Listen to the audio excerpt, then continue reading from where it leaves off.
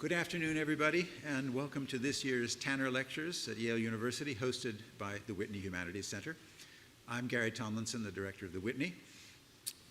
We're gathered, of course, to hear from Wendy Brown, class of 1936 first chair professor of political theory and philosophy at the University of California, Berkeley. Professor Brown is unquestionably one of our most important voices of analysis and critique of that liberal, neoliberal economic rationality that has come to dominate our modes of governance, our values, and our democracies. And her achievement reaches much farther than this into many other areas of political and social theory and activism. But I leave further introduction of Professor Brown to my colleague, Paul North. Her talks today and tomorrow will be Politics and Knowledge in Nihilistic Times, as you've seen on the poster. Today, politics, tomorrow, knowledge. My task instead, in my brief introduction here, is to outline the schedule of Tanner events over the next 2 days and to say a few words about the Tanners as an institution. First, the schedule. This afternoon, we hear the first of Professor Brown's 2 lectures. Afterwards, you're all invited to a reception here at the Whitney, straight down the hall directly behind you. Tomorrow, again at 5 o'clock, Professor Brown will present her second lecture on knowledge. After that, there will be a short question and answer session.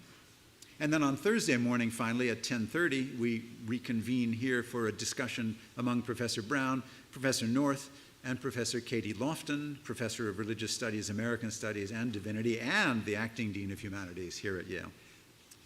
At that session, there will be additional opportunity for questions from the audience. As to the Tanner Lectures on Human Values, they were established by the American scholar, industrialist, and philanthropist Obert Clark Tanner and his wife, Grace Tanner.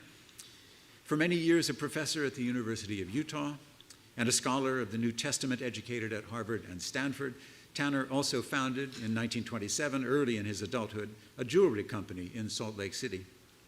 The company later expanded into broad areas of human resource consulting and employee recognition programs, and it is on this base that the Tanner Foundation and Obert and Grace Tanner's philanthropic efforts were built. These efforts include today the Tanner Lectures at Yale and at a number of other universities in the US, the UK, and beyond. The purpose Obert Tanner envisaged for the Tanner Lectures is to advance and reflect upon scholarly and scientific learning relating to human values. In creating the lectureships, Professor Tanner knowingly left this purview very broad. He wrote, and I quote him, "I see these lectures simply as a search for a better understanding of human behavior and human values. This understanding may be pursued for its own intrinsic worth, but it may also eventually have practical consequences for the quality of personal and social life."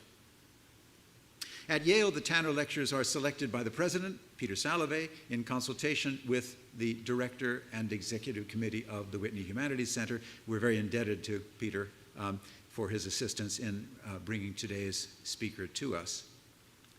Appointment as a Tanner Lecturer is a recognition of uncommon achievement and outstanding abilities in the area of human values and studies, and we are truly honored to add Professor Brown to the list of distinguished scholars and humanists whom Yale has so honored.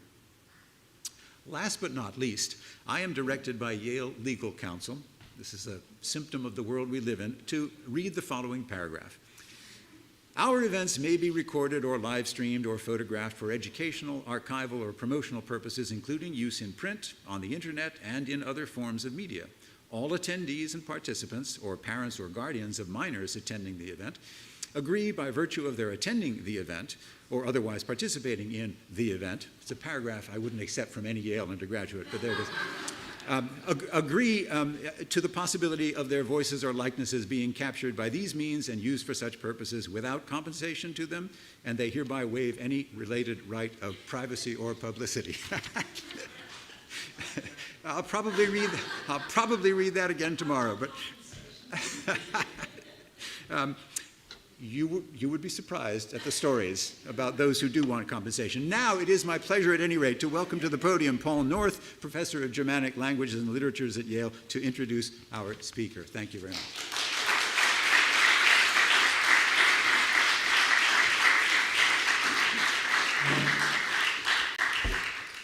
Thanks, Gary, and to everyone who participated in bringing Wendy Brown here. I'm speaking also in the name of my colleague Katie Lofton, who will join us for a discussion on Thursday. It's really a privilege to welcome Wendy Brown to Yale. Wendy Brown, as you heard, is class of 1936, first chair in the Department of Political Science at the University of California, Berkeley, where she is also affiliated with so many departments I can't list them, but definitely the Department of Rhetoric and the program in Jurisprudence and Social Policy in the law school, among others.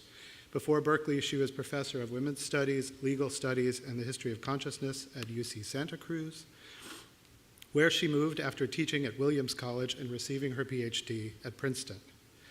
Everyone wants a piece of her time, it seems, and she has given unstintingly on guest professorships all over the world, which you can look up on her CV. Unless I miscount, she's managed at the same time to publish 6 monographs, as we call them, and 2 collections of essays, along with articles, book chapters, and guest lectures as numerous as the stars in the sky. If there is a room in the good place, for those of you who watch cable, for people who got the most prestigious awards in this life, she will doubtless have the first seat in the room. But now on to the substance, which I realize I'm going to give a kind of quick survey that looks kind of like the guide to your cable channels, but go and watch the programs, I advise you. At one point in his early critique of Hegel, Marx admits that Hegel got one thing correct. Historical phenomena do have a logic immanent to them. And yet he says Hegel is still wrong. All historical phenomena do not conform to one and the same logic. Each major historical phenomenon has its own logic, and the task of the critical theorist is to describe the logic of a particular complex. Marx gave us the logic of industrial capital. Professor Brown has, over the past 5 years or more, given us the logic of neoliberal capital, along with its ramifications for democratic politics, for the self-understanding of individuals and groups around the planet, and now in the most recent book, for the very existence of a social sphere. For those of us who learned from Professor Brown how to register the political and social effects of quote-unquote wounded attachments in the book from 1995, States of Injury, how to construe the relationship of political thought to its history in Politics Out of History from 2001, how to recognize the tensions in the late 20th century security state in Walled States' Waning Sovereignty from 2010, the turn to studying what she sometimes calls the neoliberal order of reason could be seen as a plausible step. Like Marx, and like Max Weber, with whom she will debate and think over these days with us, but also like her other mitdenkenden Menschen, as Benjamin called them, her co-thinking people, which includes Marx and Foucault, among others, Professor Brown is not only a theorist of political technologies. She is one, but she also constantly returns to political experience, to life among the nets of ideas and practices in architectures of power. She repeatedly asks, what is it like to live under this or that political technology in this or that situation? What is it like to live, for instance, under a politics associated with manhood, which she defines once as the gesture of transcending above living, climbing to detached heights of reason, power, and free enterprise. This is in her first book, Manhood and Politics, from 1988. What is it like as a contemporary political subject to tolerate and be tolerated? As she puts it in Regulating Aversion from 2006, quote, what kind of political discourse with what social and political effects is contemporary tolerance talk in the United States? One of her sources for the experience of politics is precisely this, the discourses that justify this or that power arrangement. Another source is the discourse's effects, what she calls once in an offhand phrase, which I love, quote, a few small voices. These few small voices always speak up in Professor Brown's discourse, no matter how much she's theorizing the big machines of power, and they have a lot to say. The small voices are always ready to contest one or another discourse by describing its effects on them. The work on neoliberalism's logic is no exception. In Undoing the Demos, neoliberalism's stealth revolution, which it could be argued has engendered a whole set of debates from 2015, she presents that logic and its effects on diverse lives caught within it. Most recently, In the Ruins of Neoliberalism, The Rise of Anti-Democratic Politics in the West, from 2019, tells a horror story on par with Mary Shelley's Frankenstein, on which she's also written. A misguided monster, a mode of economic reasoning, sneaks into the public sphere and gradually, over 3 or 4 decades, emboldens itself enough to make a series of once unthinkable demands. Society must be dismantled. Politics must be dethroned. The personal must take over from the public and common, and personal freedom must, under no circumstances, be traded for equality. The last thing we learn in the new book is that neoliberalism's special logic depends on an extreme existential commitment. It is nihilistic. It believes in its heart of hearts there is no future for it, and this no-way-out mentality unleashes the sublimated will in violent and unpredictable ways. One might not immediately think that the recent street-taking in Chile, Lebanon, and Ecuador counts as the contestation of this nihilism, which Brown says, quote, looks like freedom, but shores up the domination of the status quo, but in part one tries to believe that the recent uprisings may well be. Her Tanner lectures this week have a collective title to do with nihilism, politics and knowledge in nihilistic times, thinking with Max Weber, and as Gary said, tonight she will present one called Politics. Please welcome Wendy Brown.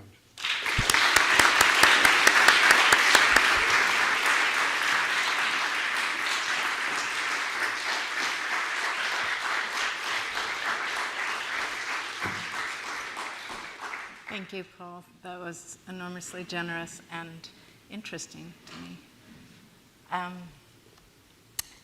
Thank you, Paul and Katie, for agreeing to be my interlocutors this week.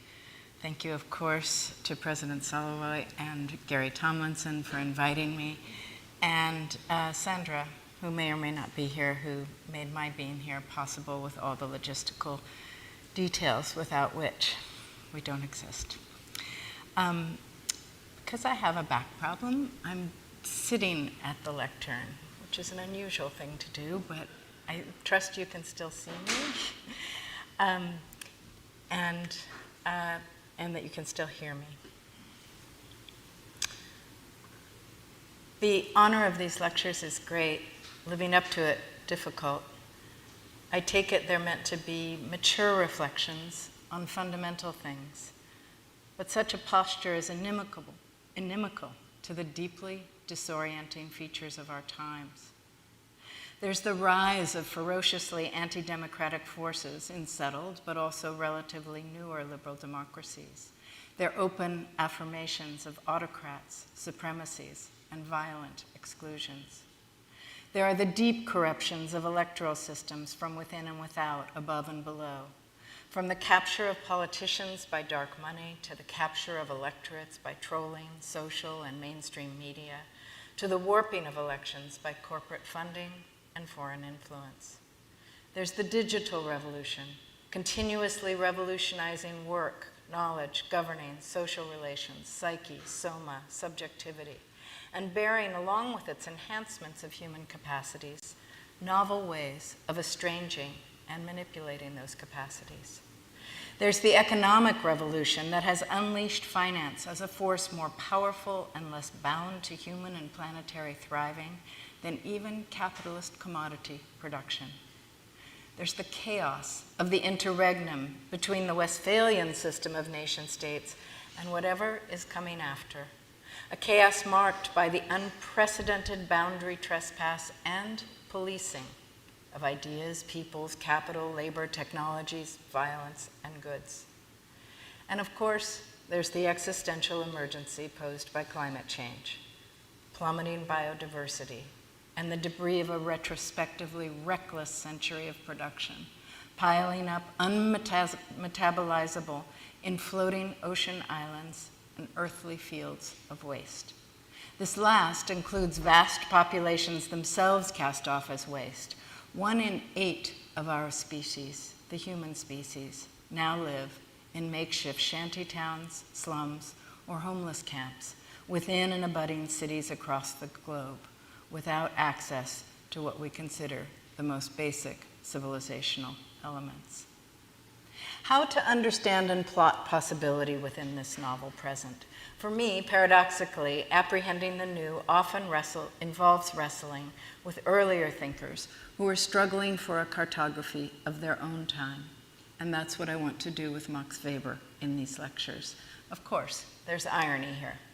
Weber's often held responsible for setting 20th century social science knowledge on a dangerous course of worshiping faux objectivity and ethical neutrality, intense knowledge specialization, and in the object world, worshiping capitalism and state power. He's identified politically with intense German nationalism, anxious masculinism, and early attraction to ordoliberalism. It's easy to cast him as complicit, if not an architect of, some of the more sinister forces contouring our present.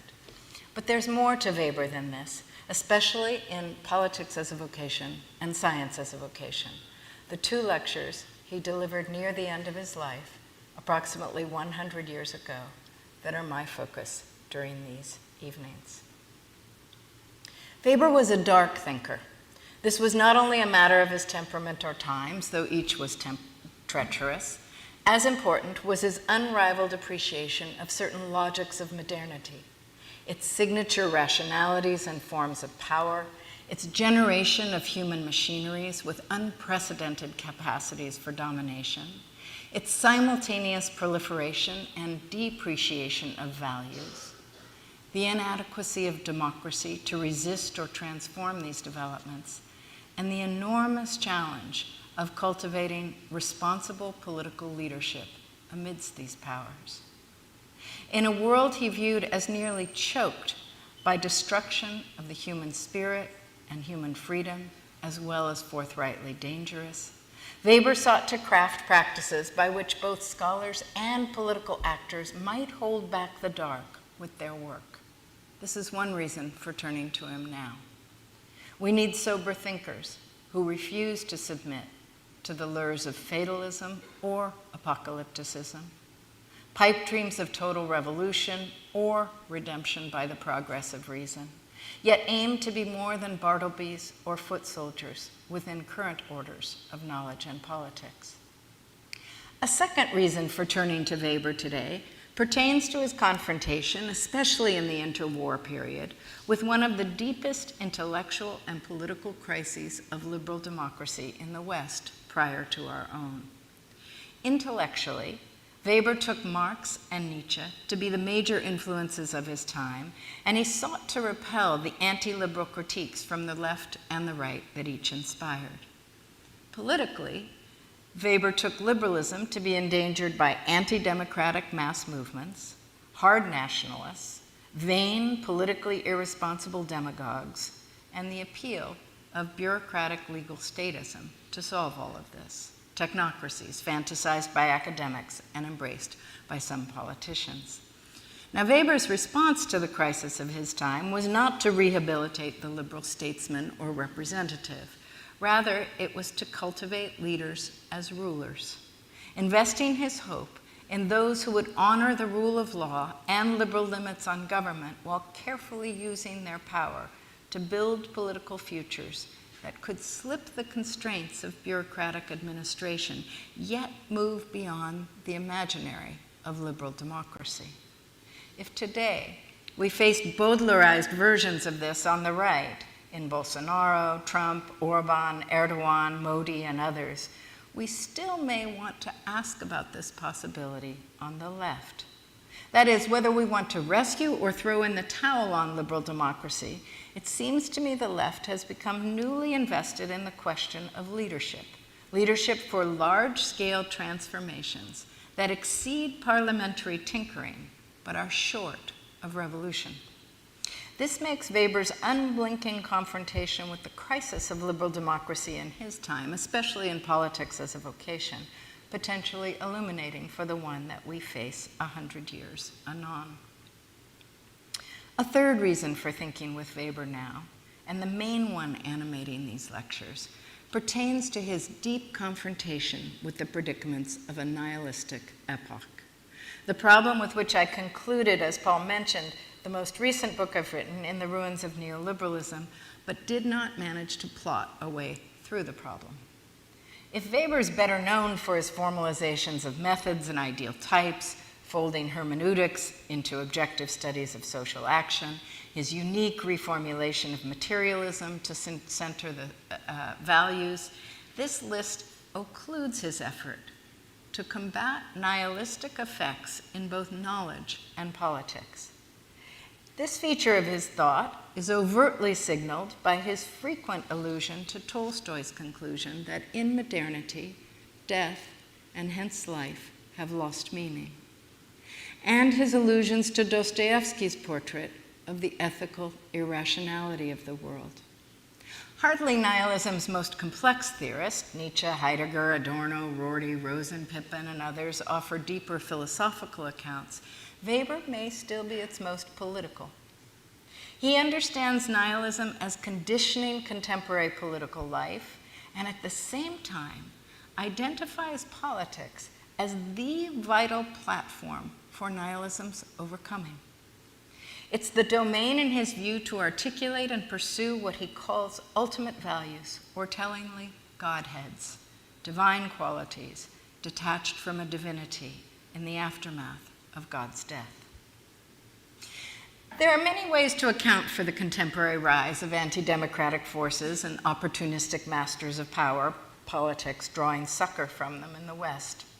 Only one of these would feature the political expression of nihilism, a plant that Nietzsche predicted would take 200 years to bloom from the grave of the gods and ideals toppled by science and the Enlightenment.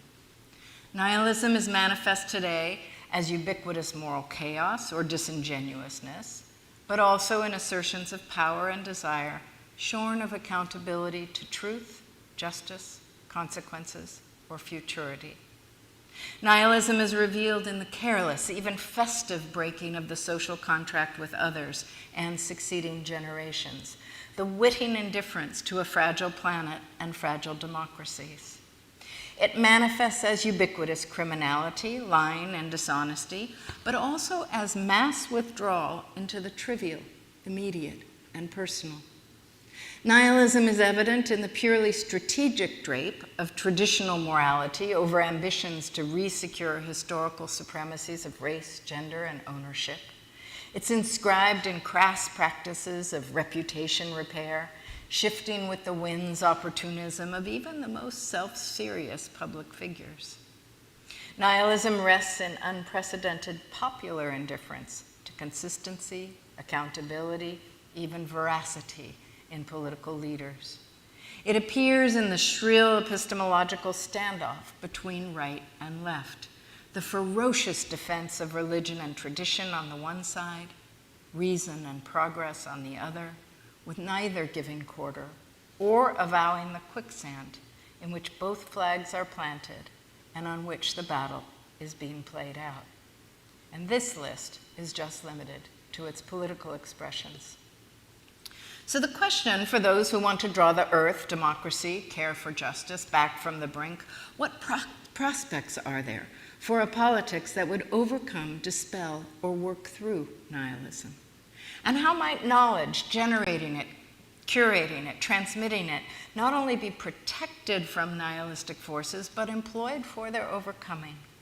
Weber confronted precisely these questions, especially in his two famous vocation lectures, the focus of mine this week. By nihilism, I am not suggesting, nor was Weber, that all value has disappeared from the world, or that life is widely held to be without purpose or meaning. It's popular understandings. Rather, understood as a condition rather than an attitude, nihilism generates distinct predicaments for meaning in modernity. On the one hand, it's difficult to find criteria for meaning and value without appealing to discredited sources, religion, tradition, logic, a discrediting that makes such appeals inevitably reactionary, shrill, or defensive. On the other hand, faith in progress is revealed as a secularized version of the Christian millennium and is empirically confounded by modernity's failure to deliver generalized peace, prosperity, happiness, or freedom. When appeals to origins and telos thus falter, change itself loses its compass, as if, in Nietzsche's words, we unchained the earth from the sun.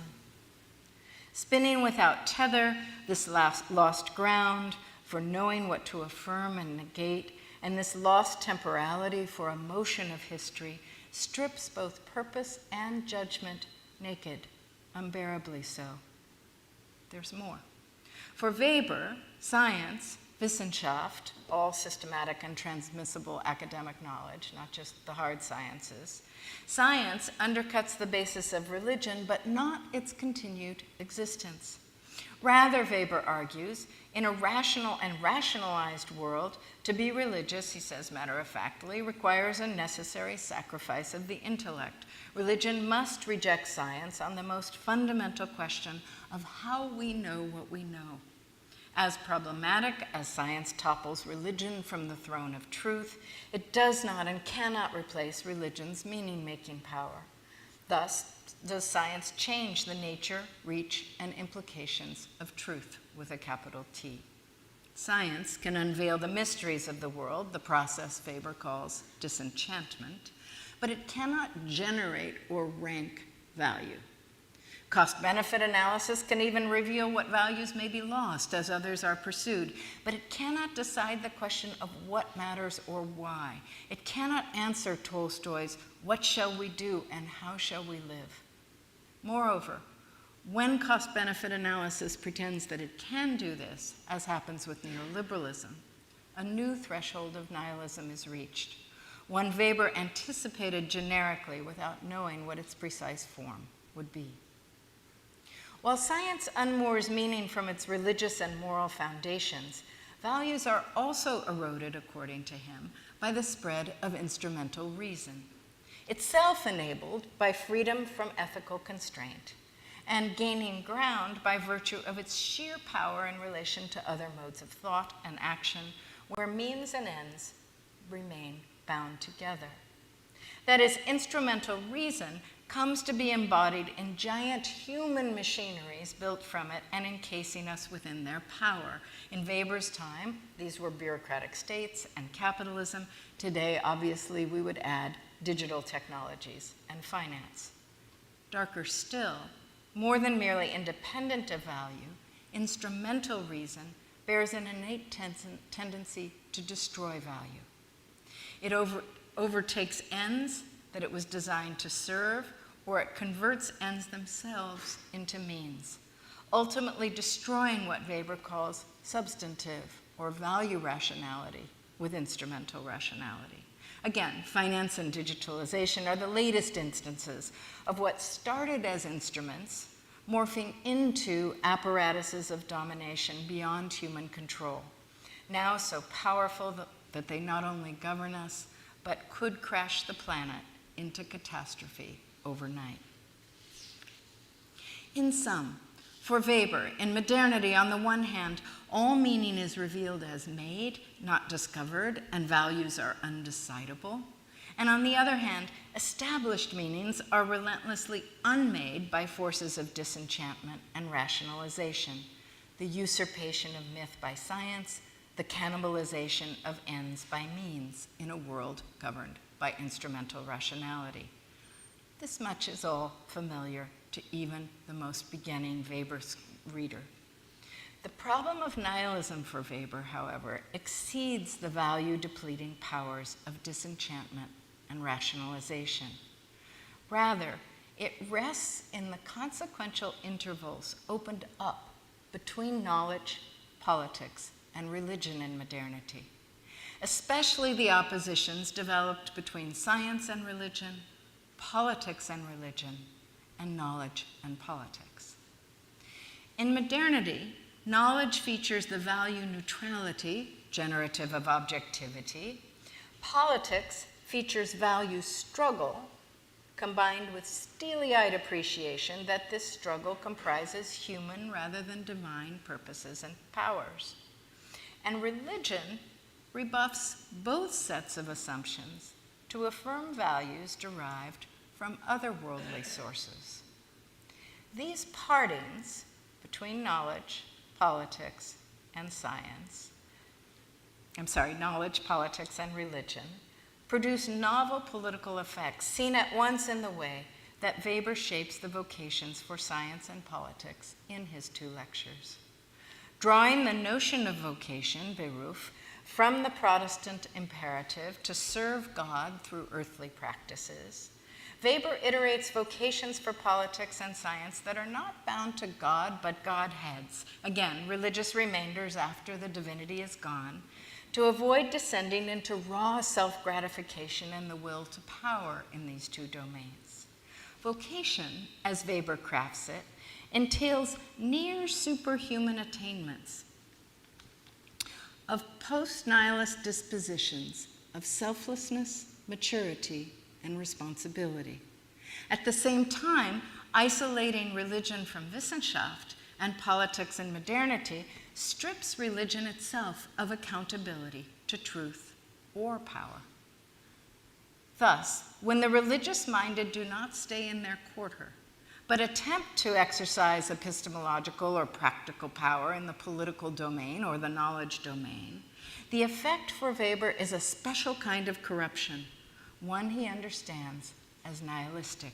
To put the matter the other way around, paradoxically, the only responsible actor in a nihilistic age, the only one able to carry us beyond a nihilistic condition, is one who fully confronts the predicaments posed for meaning-making now. If modernity is structured by unbridgeable chasms between knowledge and politics, and between knowledge and belief, only those who can face those chasms and who can craft their passions and endeavors in an ethical relationship to them are capable of being responsible scholars and political actors. For Weber, the absence of foundations for values simultaneously reveals them as inherently imbricated with power, as contestable, and as available to critical analysis, even if they do not spring from reason or refer to reason for legitimacy. These same features are what make values essentially political, and also make politics the domain for struggling over values. More than only affected and infected by nihilism, which they are, Weber casts politics as the distinctive venue for countering nihilism's dangerous potential inversion into indifference or worse, fatalism, cynicism, narcissism, unaccountable deployments of power and violence. In a secular, rationalized, and nihilistic age, when religious and cultural authority have disintegrated, politics acquires unprecedented importance for the articulation, the justification, contestation, and pursuit of values. Put another way, when, in Weber's understanding, nihilism is full-blown, ultimate values are at once politicized in a trivial way, but also enlarged as the ultimate stakes of politics. On the one hand, ubiquitous politicization of taste, consumption, diet, pastimes, pleasures, appearance, family form, parenting practices, lifestyle, even body type. All of this, the politicization of all of these things, is itself a symptom of nihilism. On the other hand, formal political life becomes a theater of nihilism. It's where nihilism is played out in raw form, and it is a site for its potential overcoming.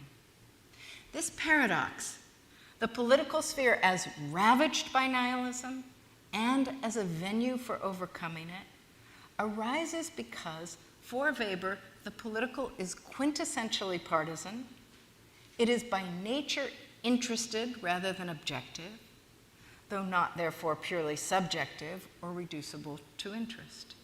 The relentlessly partisan nature of political life binds it to value struggle, and the inherently non-foundational character of value in modernity binds it to politics. As one interpreter writes, for Weber, values came to be the symbolic equivalent of politics, which is why he banishes them from all knowledge production and teaching. But the reverse is also true. Values are irreducible in politics and cannot be extinguished without extinguishing political life as such, and that's the threat that Weber saw in reducing politics to administration or technocracy or raw interest or power play. Again, then, while politics is itself saturated with nihilistic effects in modernity, it also has unique potential for enunciating, mobilizing, fighting over ultimate human purposes after their moral, religious foundations have been shattered by disenchantment and rationalization.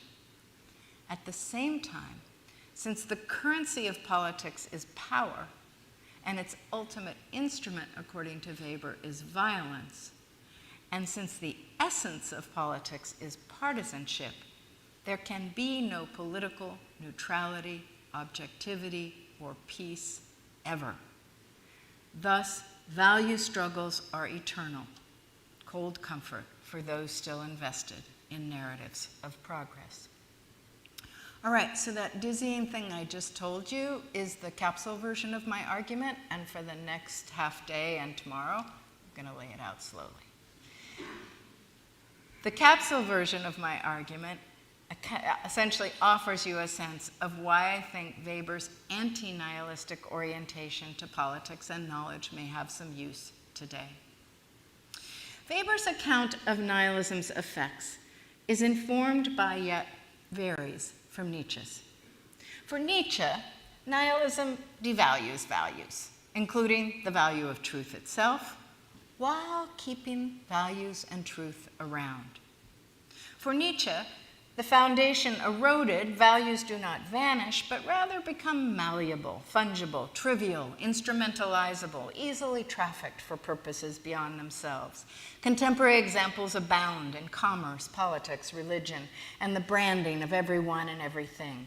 Indeed, when values become capital enhancing, as they are today for individuals, corporations, schools, nonprofits, cities, and states, their trivialization and instrumentalization are complete.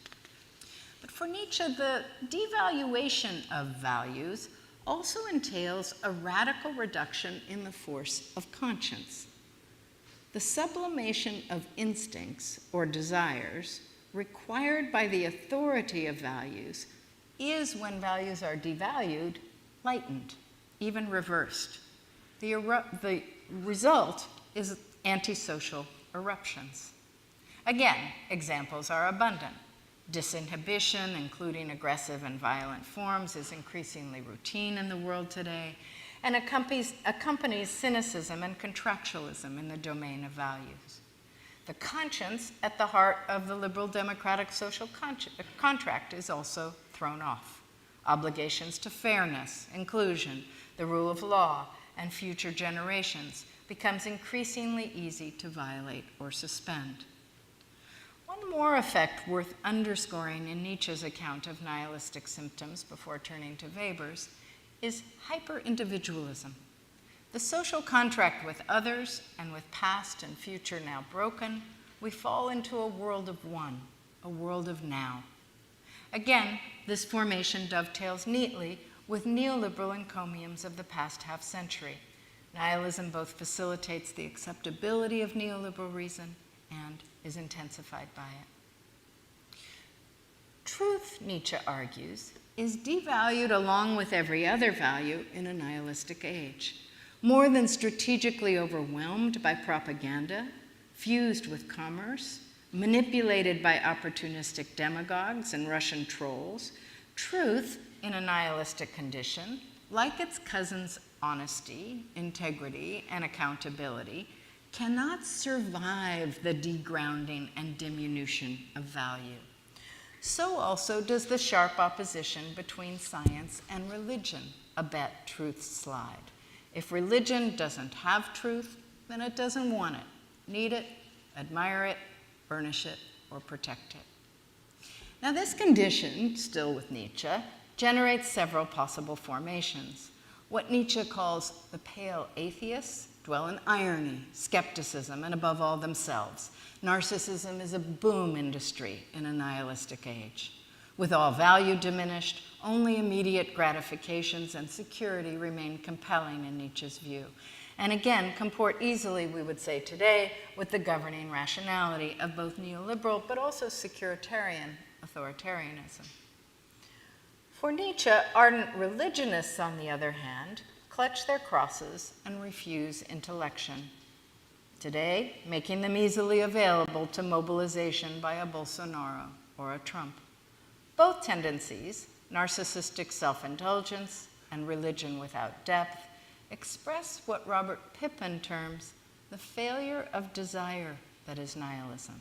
Its lost want of world, its lost want of the other, or even its own life. Now, for Nietzsche, working through nihilism involves culturing value at a deep and non-reactive level and seeking to instantiate it or legislate it in and for the world. Importantly, such conviction for Nietzsche does not arise from deliberation or choice, but shares the non-rational, non-strategic character of eros. As Pippin puts it, something grips us, something we can't help caring about. It would not be love if it were in the service of some instrumental strategy, and far more than simply a felt desire, it involves a wholehearted, passionate commitment to and identification with a desired end. So for Nietzsche, overcoming nihilism does not mean rationally deciding what to value across a diverse order of objects and possibilities, which would in any case hoist that fiction of that little changeling, the subject, the doer behind the deed, the neutral substratum that is before willing. But rather, it involves arriving at this value, the value of what to value, affirming some value in the world from a wellspring of passionate attachment. Of course, this attachment can be shaped by education or influence or experience, and we'll want to come back to this. But that passion is now at the root of value means its post-nihilist version is divorced not only from authority, but from cultural reproduction and saturation, from foundations that would secure its truth, but also from a homogeneous culture everywhere generating it and reflecting it. Even if widely accepted and successfully legislated, this novelty would remain.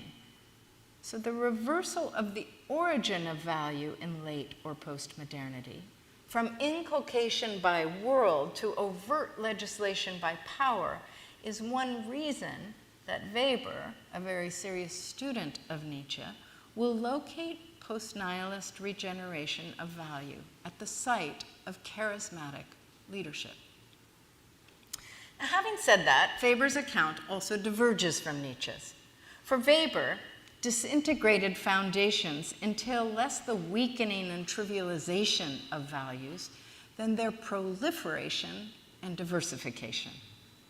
The authority that would secure a single and common truth gone, we now live, he says, as the ancients did, when they would, quote, bring a sacrifice at one time to Aphrodite, at another to Apollo. Only now the gods have been deprived of the magical and mythical, but inwardly true qualities that gave them such vivid immediacy, end quote. Weber's invocation of the Greeks here is laden. With ultimate values undecidable, we're returned to a certain pre-modern, pre-Christian condition and breaking of the Enlightenment promise. It's dethroning rather than crowning of truth in the domain of value. Having lost its ground in truth, supported neither by science nor capitalism, this makes liberalism and the values it subtends deeply vulnerable. Nothing guarantees liberalism's survival when, as Weber puts it, each individual has to decide for himself which is the devil and which the God for him.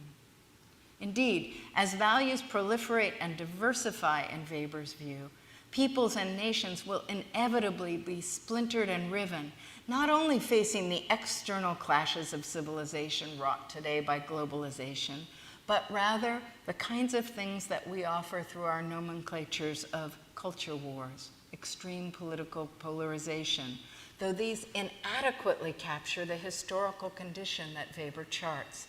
For him, the lost foundation is primary in fracturing values. So things like neoliberal deracinations, religious, secular, and rural-urban divides, these only fertilize that already strong ground. If deep divisions generated by proliferating values are one political expression of nihilism for Weber, destructive hyper-politicization is another. everything in a nihilistic age becomes iconic of the struggle over values. Again, today these include things like consumption practices, family forms, home style and decor, gun ownership, curriculums, sports, ecological practices, fashion, sexuality, diet, exercise, and more. At the same time, hyperpoliticization means that force and fraud contaminate value everywhere. More than merely deployed for branding, moral values and knowledge itself are instrumentalized for power purposes. Law and religion, too, shed even the pretense of non-political status.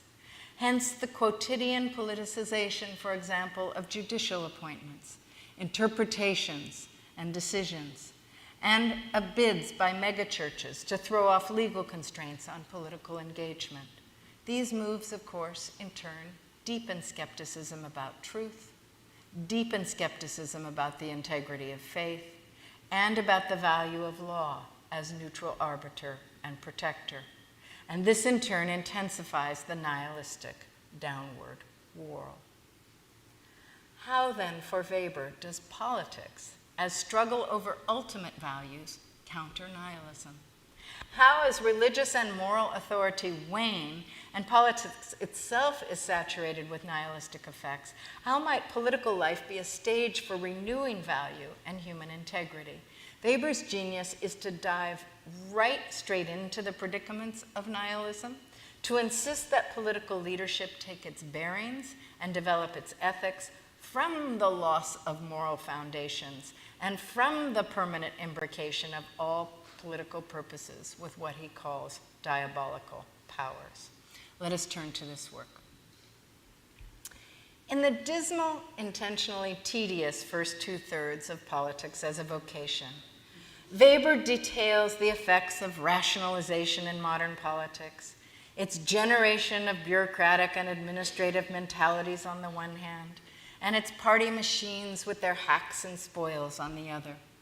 There are also the stupid masses, thirsty for demagoguery, who cannot appreciate the complex internal and external relations of modern states, and thus, for Weber, cannot be represented, only led. Weber crafts the ideal political leader in relation to these conditions, but also as a mode of rising above them and redeeming grander possibilities of political life. The political hero, the political leader, the political actor, as he designs it, has a love of power, but is without vanity, is committed to realizing a political vision, but in a responsible, non-obsessional fashion, is charismatic, yet restrained, ethical, capable of withstanding endless setbacks and disappointments without giving up. Each of these is a retort to the depredations of rationalization and of nihilism.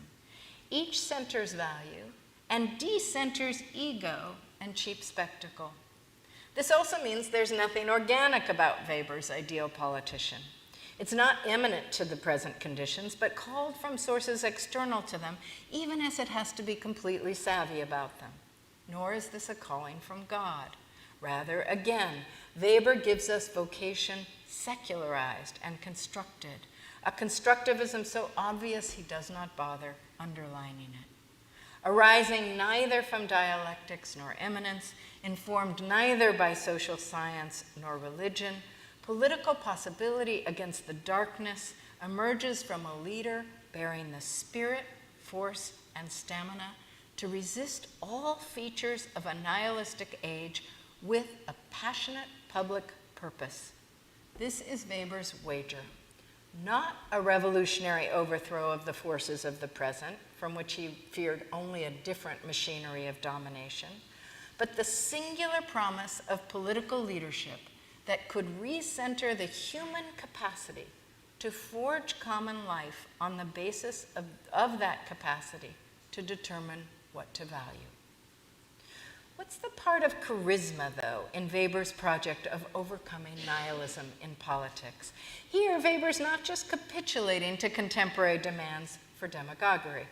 Rather, of the three kinds of authority Weber famously charts, charismatic, traditional, rational, legal, Charisma alone compels through promise of emancipation. Emancipation from the givenness and the routines of the present. Charisma attracts, and especially attracts its followers, by leading somewhere, aspiring to something new, and in this counters the nihilistic depression of value itself. Revolutionary in a non-Marxist sense, charisma also challenges the value-depleting characteristics of rational legal authority. It promises to re-enchant as it reforms the world, yet in Weber's account is distinguished from other revolutionary modalities by balancing what he calls inner determination with inner restraint. Much of its force arises from this vital tension between determination and restraint. Raw determination by itself easily becomes reckless ambition. Restraint alone veers toward reluctance or compromise. Thus, the charismatic that Weber depicts in this essay combines what he calls heated passion and a cool sense of proportion to achieve, again quoting, a trained ruthlessness towards one's own cause, what some have called political Kantianism, and a distance to things and men. All of this, passion for an impersonal cause, restraint, determination, a sense of proportion, the pathos of distance, challenge the desublimated aggressions, the petty preoccupations, the rancorousness, self-absorption, and desire for immediate satisfaction that nihilism generates. These qualities also oppose what Weber takes to be other political motifs of the day: administrative, legalistic, or technocratic orientations, sensibilities he disparages as sterile excitement, those of the revolutionaries, naive idealism, those of the purists and the moralists, and frivolous intellectual play, those of us in the academy. More about this in a moment. Sober, dogged, responsible pursuit of an impersonal cause, of course, is not passion's quotient, and who is restrained, sober, detached, and consummately responsible.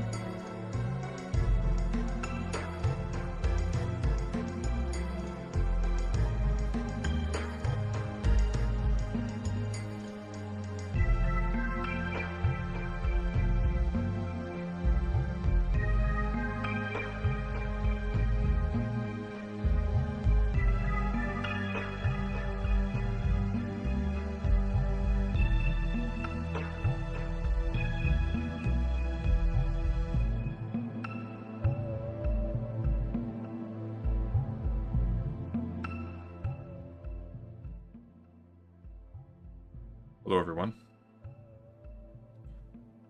I am terribly sorry that the Dune stream did not happen today. Unrelated to me streaming late last night, allergies just had, like, my joints were hurting all over my body, so sleep was not happening, and I was absolutely destroyed. I actually slept until about 15 minutes past the start point, and I was like, oh, I can't do this. I was just in no condition. So we'll do it next week, and I will have sorted that element out by then, or the climate will have adjusted, and it'll be good. So let's fix the light a little bit. We've got a couple things we can be doing tonight. I was contemplating going over the Rose Wrist response to my coverage of his debate. I've watched about 20 or so minutes of it already. I was listening to it a couple nights ago. I think I mentioned this last night. It's bad. It's very bad. I was kind of astonished at just the...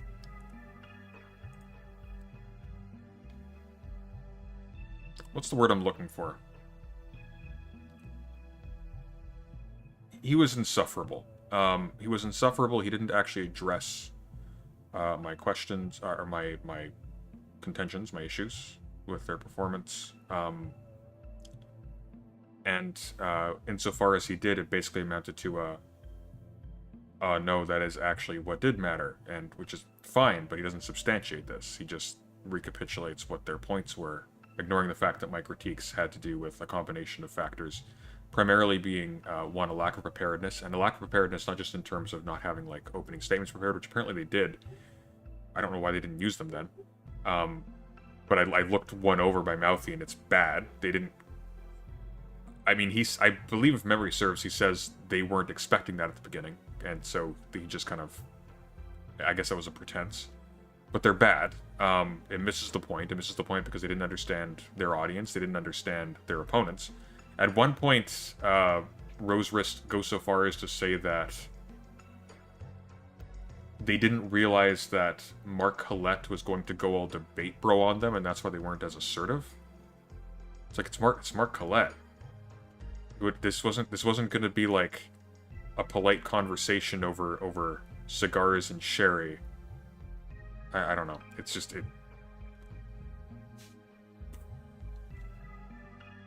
A long story short, I really, really don't want to spend more time going over that tonight. I will soon, maybe tomorrow, possibly, but not tonight. I actually want to do something very stupid, but just weirdly amusing to me. This is just a thing that I do for fun. I want to listen to one of the most insufferable pseudo-intellectuals in this space have an extended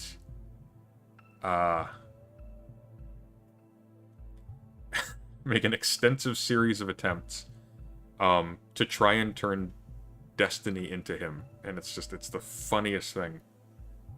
It's the funniest thing. He goes full on Davis Arena in this conversation. I love it.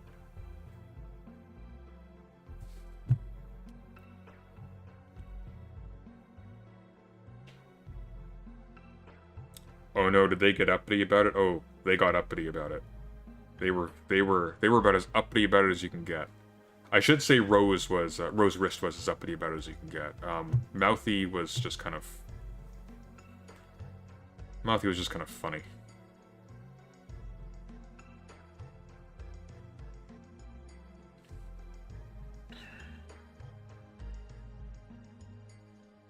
All right. Anyways,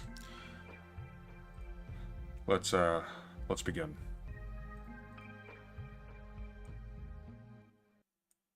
Something else I want to do at some point, by the way. Sort of like with the Deus Ex stream, the late night streams are not the serious ones. Sometimes I'll mine them for clips if I feel like something was good, but generally speaking, like you can tell by the lighting. Like I have the lighting down for comfort. This is not intended to this is not the product that the channel is selling, right?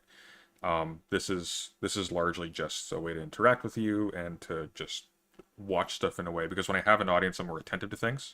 Like, it kind of keeps me on point. So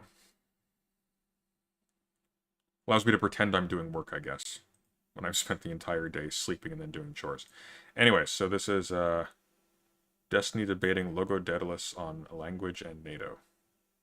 Let me know if the audio is good. I watched you and talking to Haas and Nick Fuentes. I don't usually watch that much of that sort of content, but I felt like it would be interesting to talk to you because it feels to me like you were talking to people who you probably have too much of a how do I put this? Like a brand relationship with, you know, like your communities are sort of like at war with each other. I don't really care that much about that. I mean, they are, but sure. I mean, I think it plays more into like how much people are willing to like be faithful auditors of each other, right? Like For other people, it might be. I understand better, what you're saying, yeah. I have a hard time taking Haas seriously. Yeah, because I'm not saying it's a him bad personally, thing or sure. anything, but yeah, I know what you're coming from. I mean, I'm friends with Haas. Haas is one of my friends. Like, I know how he's like. Like, he has a pretty hot temper sometimes. Well, it's But, not his temper. I mean, consider him to be genuinely a stupid person. Like, that's the issue. But oh, I understand your Haas brother. is definitely not a stupid person. I mean, I've had a lot of conversations with Sure. him. Haas is very well read. Like, in a lot of pretty difficult literature, I would say. Just like having read a lot of the same things. I confirmed this when we were covering his like 4-hour Dugan stream, which was actually only like an hour and a half of Dugan stuff. I was, again, like sometimes he surprises you. He went to law school, so I think that he's actually in his undergraduate he's encountered a lot of this stuff. So like he was actually like they were wrong, but he was making observations about Hobbes that were wrong in interesting ways that put their finger on something. They were the kinds of errors you make when you've encountered like some fairly high level literature on the topic. Not like mind blowing stuff, but like, you know, like he's more than just introductory material. And then he went totally off the deep end after a few minutes because he clearly hasn't read that far. But like in his debate with perspective philosophy, he had a knowledge of Hegel's philosophy of nature to hand. Hegel's obscure to most people in general. The fact that he had like a much less well-known book of his, like not that it's like obscure in the sense that people who know of Hegel aren't aware of it, but most people don't really read Hegel at all. The fact that he had that on command was impressive. I don't know if he had it right, but he seemed to have like a circumspect usage of it in that conversation. Myself. Okay. So I have a lot of respect for Haas. I'm not gonna lie, like I've spent a long time talking to him. It's hard to like translate that sort of stuff to the sort of medium of Twitch, I think. Like Twitch isn't really a great medium for like, say, talking about you know, the history of Western philosophy or something like that. Like these like large sort of problems or large fields of inquiry, right? Like that's like usually, you know, you want to have like a group of people who are like reading the same sorts of things, more devoted to like having a deep discussion about stuff like that. More like a college course, right? Is like where you'd have like a better environment, ideally, for talking about such things. I don't know if it's like if it's like evident to you just through like your interactions with him on Twitch or whatever, but Haas is not a dumb person. Like I don't think you're a dumb person either. I don't even think Nick is a dumb person, but I think Nick is probably dumber just on like a basic level. Okay, I don't think Nick is dumb at all. I disagree with him on things. Haas, I mean, regardless, obviously I know you're friends with Haas. We're not here to discuss Haas's intelligence. Yeah. What did you want to chat about? I don't think Nick Fuentes is dumb. I think Nick Fuentes, and to a much lesser extent, Haas, but I think to a much greater extent, Destiny, are basically people with extremely narrow horizons and are just vapid and shallow. I think the word in Fuentes' community would be like bug people or something, which I don't like because it has connotations that are bad, but also kind of it's weirdly poignant. They just don't care about things that matter, and they'll act in profoundly low ways to people they interact with. I'm just more interested in like what do you think is like the situation right now? Like how do you view the world moment that we're in? Like do you think we're like in a good place right now, or like do you see things like getting better from here, or like getting worse, or we could limit this to just like America specifically? I think in some ways we've gotten way better, but in other ways I think we're kind of flying apart at the seams, and we don't really understand why. What ways have things gotten better? I mean, in very obvious senses, things like medical advances, things like the general state of peace and security around the world, things like the overall general health of people, especially in third world countries. I guess you can point to obesity and stuff. Okay. Obvious technological Saying stuff. like globally. Yeah. So you're just more talking about like the global state of like technology and like the advancement of these sorts of technological improvements and, you know, access to more advanced stuff like infrastructure, that. et cetera, et cetera. The So you're stuff saying like more, many, that's more true on like most a global level. Yeah, probably things that like Western people would point to and go like, oh look, we're doing good because I can tell because of this thing, right? Yeah. Well, I'm not really interested in like Western. Like I don't really care about like Western people. I think that's kind of a bullshit category, frankly. But Why do you I say- mean, I was saying more specifically like in America, like America particularly. Do you say that things have gotten better here, let's say in the last 40 years, or worse? I mean, with respect to what, it depends, right? In terms of like race relations For and the- like sexism and stuff, yeah, I think we've gotten way better. In terms of In like access to the education, pro- yeah, way like, better. Yeah. like you could say the quality of life or whatever, however you want to put it. Like Mm-hmm. I would say like maybe the amount of like the quality of life of people, I think, is primarily the thing, right? Because actually 40 years ago, like on average, people had more like disposable income, you know, and they owed a lot less. We had like a lot less debt, like consumer debt and like debt for like Sure, medical quality debt, of student life debt, gets like all of these really sorts of difficult things. to like measure at that point though, right? Like 40 years ago, people might have had less debt and more disposable income, but like not everybody had a cell phone or access to the internet, right? Because those weren't things that existed 40 Yeah, years but they ago. also didn't know that they didn't have a cell phone. So how could that be like impacting their quality of life if it's like a good that can only imagine? Sure. You know? I mean, It's 300 not years something ago, like- people didn't know that there were cures for cancer. So how can they, right? I mean, I'm not saying that you're wrong. I'm just saying that it's really difficult to I think quantify, that's like, a legitimate. yeah, it's difficult to No, quantify, I think, like, what no, is I it? think Yeah. that's. No. But I do think that like quality of life has a lot more to do with like comparison within like your immediate like phenomenological reality, like, you know, like the immediate generations around you, like the things that's like how you're like you compare your quality of life to like amongst your peers and amongst people that like you see or like you've known of, you know what I mean? You're not really comparing it in like this like absolute like larger sense, because you can't really compare your quality of life right now to someone like 500 years ago, because it's like a totally different world. Like Well, I the mean, I world think works totally you- differently. You absolutely can, right? But I mean, like, I'm saying that it's a Oh challenging no, thing how to would do. you do that? Well, by saying that 500 years ago, like, fucking 30% of women died during childbirth or whatever, and that doesn't happen anymore. Like, that's one way I could But compare. they expected that to happen. Yeah, Okay, no, but so that, you well, could I say mean, if that's true, if but, that's what we're like, gonna say, then in within that world- case, every single quality of life is just neutral because it's always compared to itself, right? Like, Well, so then what we would do is we would compare like the current American quality of life, or like the trajectory of the American quality of life of the last 40 years, to say other geopolitical hegemonies over the last 40 years and their trajectories. We could compare that way, right? Because now we're just comparing like with like people in the same world historical moment. I mean, I don't know why you think proximity and time is more important. Wait, there's a Haas There Are Only Two Holes official music video. Hang on. Is that real?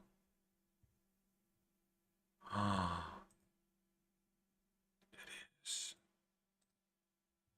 It's due. Alright, brief digression.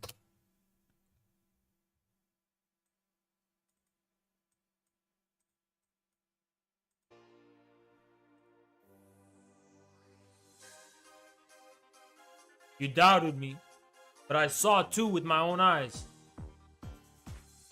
There are only two holes. Whoa! There are only two holes. Whoa! There are only two holes. Whoa! There are only two holes. Whoa!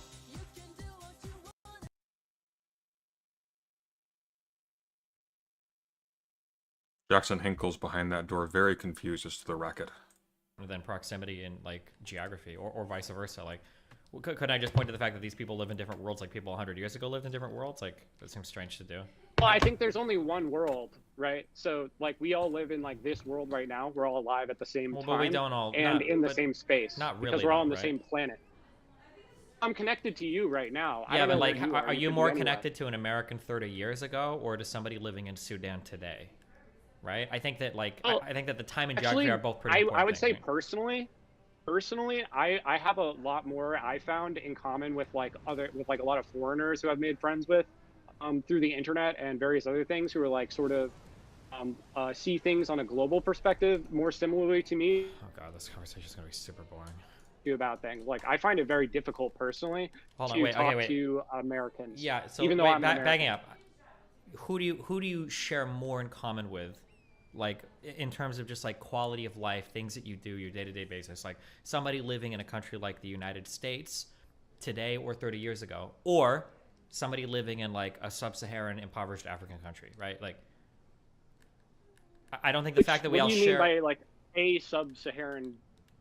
Where do you mean specifically? Like I don't know. I'm like Africa's like pretty diverse in regards to. Sure, I how, used like, Sudan what as a country before, like, right? Do you think that you share more in Okay, common? Sudan? Yeah, with somebody that was like in Sudan today, or in one of the like 6 ongoing genocided areas today, or somebody that like is from America like 30 years ago, right? I think the geography is pretty important. I don't think it's. I think But say saying on a class level, like like what I'm doing to like survive in the world, I probably have more in common with someone in a similar like class position as I would be or whatever 30 years ago in a Western, as you would say, or American country like zone, sure. But in other ways, the person in the Sudan also has more in common with like we both probably have iPhones.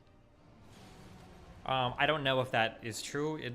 I don't know across the course of African countries. I don't know how many people have access to technology, but I'm just saying that like I don't think that People in African countries have access to technology. it's I don't think that it's necessary. iPhones are pretty Like, not if you're a tribe in the wilderness, obviously, but it's not. proliferated. Like it's been pretty. We've hit like pretty much like we've hit like pretty like almost everyone in the world, if they want to have like a smartphone, like has one. There's been like Okay, I'm almost they've 100% proliferated positive madly. that's not true. I don't think that's the case. Really? I think there's a Well, lot I'm of saying I places think you'd be in Africa and surprised. poor places that don't even have access to the internet. No, they don't have access to the internet, but they will all. But like I actually want to look at this quickly. I have a feeling Dustin's going to look at that himself. I am a little bit curious, though. Internet access across Africa.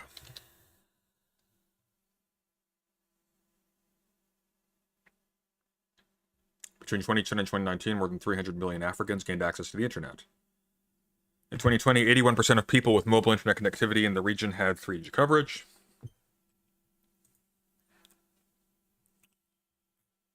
Oh, let's do this quickly. We'll just pop it on the screen so you can see it.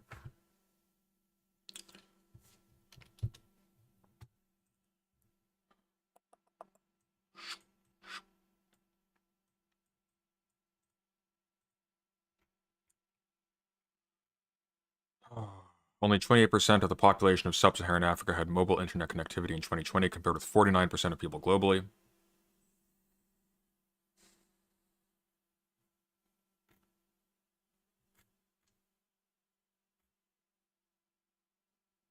Sorry, I was distracted by Pac-Man.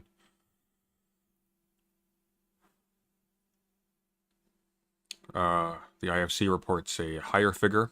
Since 2000, the number of people in the whole of Africa with internet access has jumped to more than 520 million, or 40% of the population. That's more than I thought. If that's true, like that's the high estimate, obviously. But that's just access to internet. I'm not entirely sure what that means. Does that mean like household access to internet, or does that mean like there are internet cafes in walking distance or something? Probably not internet cafes. I mean, maybe. I don't know. Shows what I know. Anyways.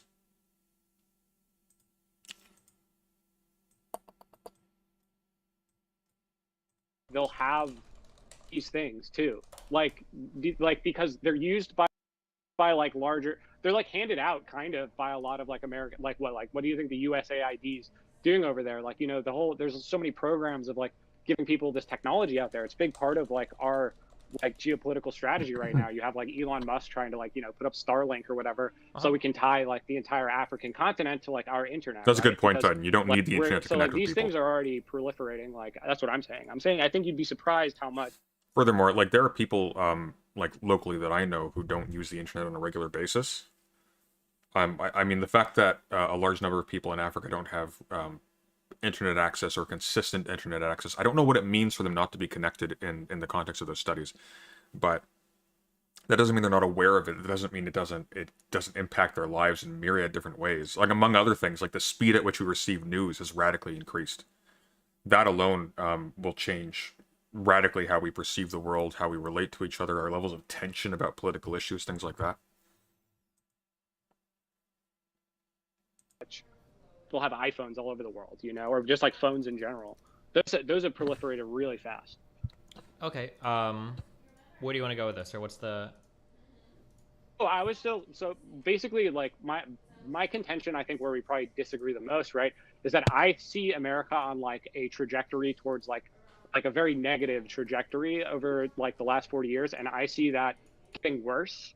And I don't think that things in America specifically are getting better or have been getting better for a while. I think things have been getting continually worse With for a long respect time. to what?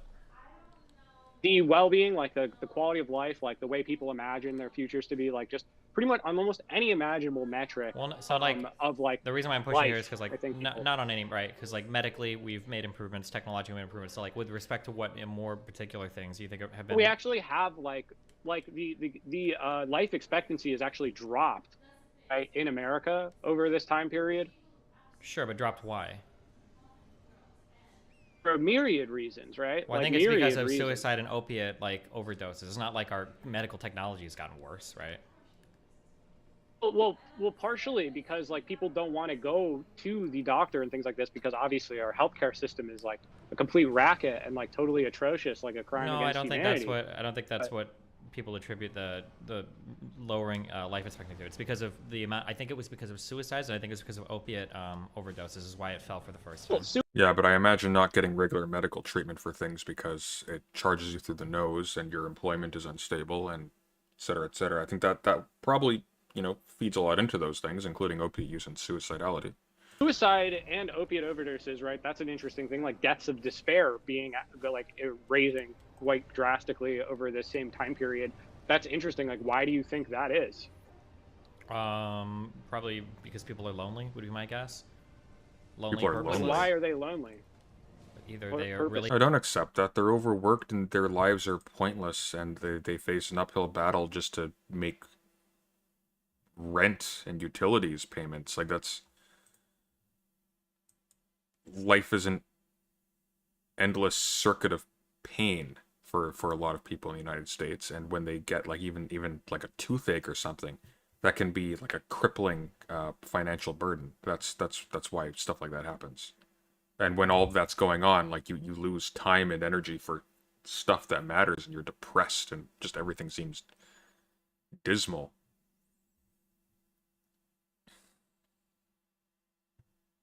bad at socializing. They don't have very many friends. We don't make good spaces in society today for people to find each other and socialize with each other. We become a little bit too atomized, especially with the internet. And Why everything. is that? So we made the probably. I internet. think It's such a weird thing to fixate on. Like, I'm sorry, like rates of suicidality in the United States. I'm not a sociologist, but I'm just gonna like, I'm spitballing here, but I'm just gonna assume that it's not because people aren't having enough friend time. That's ridiculous. I think technologically, I think is a big reason why a lot of this is happening now.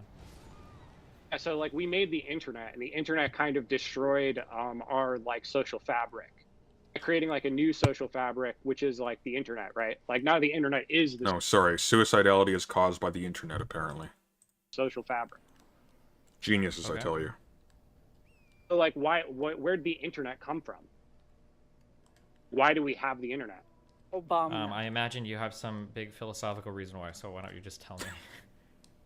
No, it's not really philosophical. It's more of like a historical question, you know, like who developed the internet, like who funded it, like why was it Your put life together, and you know? I mean, I Class think the Andy? U.S. military originally used it for messaging, and then I think that two people at some universities figured out that they could like ping each other back and forth, and then I think that it grew out of some like universities, like research projects, and people kind of messing around Yeah. with it, and then eventually there was like business application for it, and then it slowly grew from there.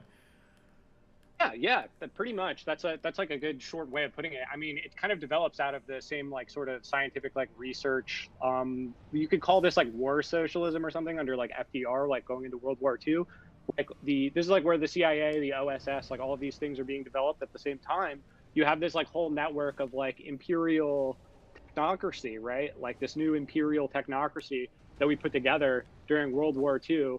And like that did the Manhattan Project and all these things. I mean, the Manhattan Project directly carries over into like the early days, like DARPA and things of building the internet, because the internet is designed ultimately to be like a continuity of governments manager for like a post-nuclear state. Like if we had this internet, then it would be much more difficult to destroy our like means of Oh my communication. god. Things. Look at that frickin' thing. It's like the face is on its torso. I didn't notice that before. I kind of love that. That's horrifying. A nuclear exchange. So like that's why we built the internet. Okay. So like Okay. so like basically what I'm saying, right, is like so in that same sort of way that like this was the thing that we created, like more so I would say even than the atomic bomb was our sort of advances in like propaganda, propagandistic like technology, media, media technology. These sorts of things are what really won us World War II. And it's like the foundation of like our empire is like public relations and like advertising. Like you could call this psychological warfare. I mean, it's all really the same thing. What? And like, so this is the thing that we built. We like perfected this as an art, but it's also like sort of now destroyed like our social fabric. Like by doing this, by creating this America that we live in now, we destroyed the social fabric that like gave rise to it in the first place. How? How did that destroy the social fabric? That doesn't...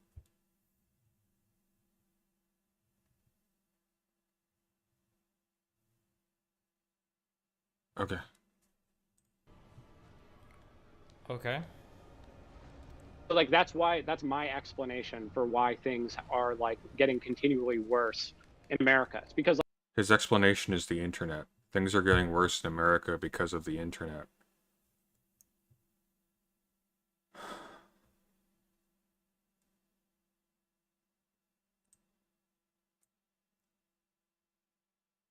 This guy gets paid to do this. like we don't have a social fabric through like decades of like psychological warfare and manipulating of like socialist movements and things like that, like people fighting for like the quality of life, the working class, for like say a right to healthcare, a right to all of these sorts of things. These were like the number one enemy to the like this like technocratic imperial governance that was put in during World War I and World War II, through the Cold War. And these are the people who like truly run things in this country, and they're running us into the ground. Like they don't particularly Keep hating care your life then, about working us, class Andy. except as like abstract like human resources in their game theoretical like war plans and things like this, right? Abominable. Gotcha. So what are we supposed to do? What's the next step? What do you do in a situation like that? Like, right? Like you could I didn't realize Logo Daedalus was insane. Like, what? What is he talking about?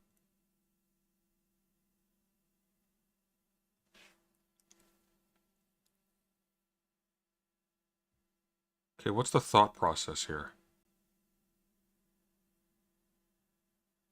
There's like a stream of consciousness element to it where he'll happen upon an answer and it's like Mad Libs. Oh, internet, and then he'll just try to develop that on the fly, but that's...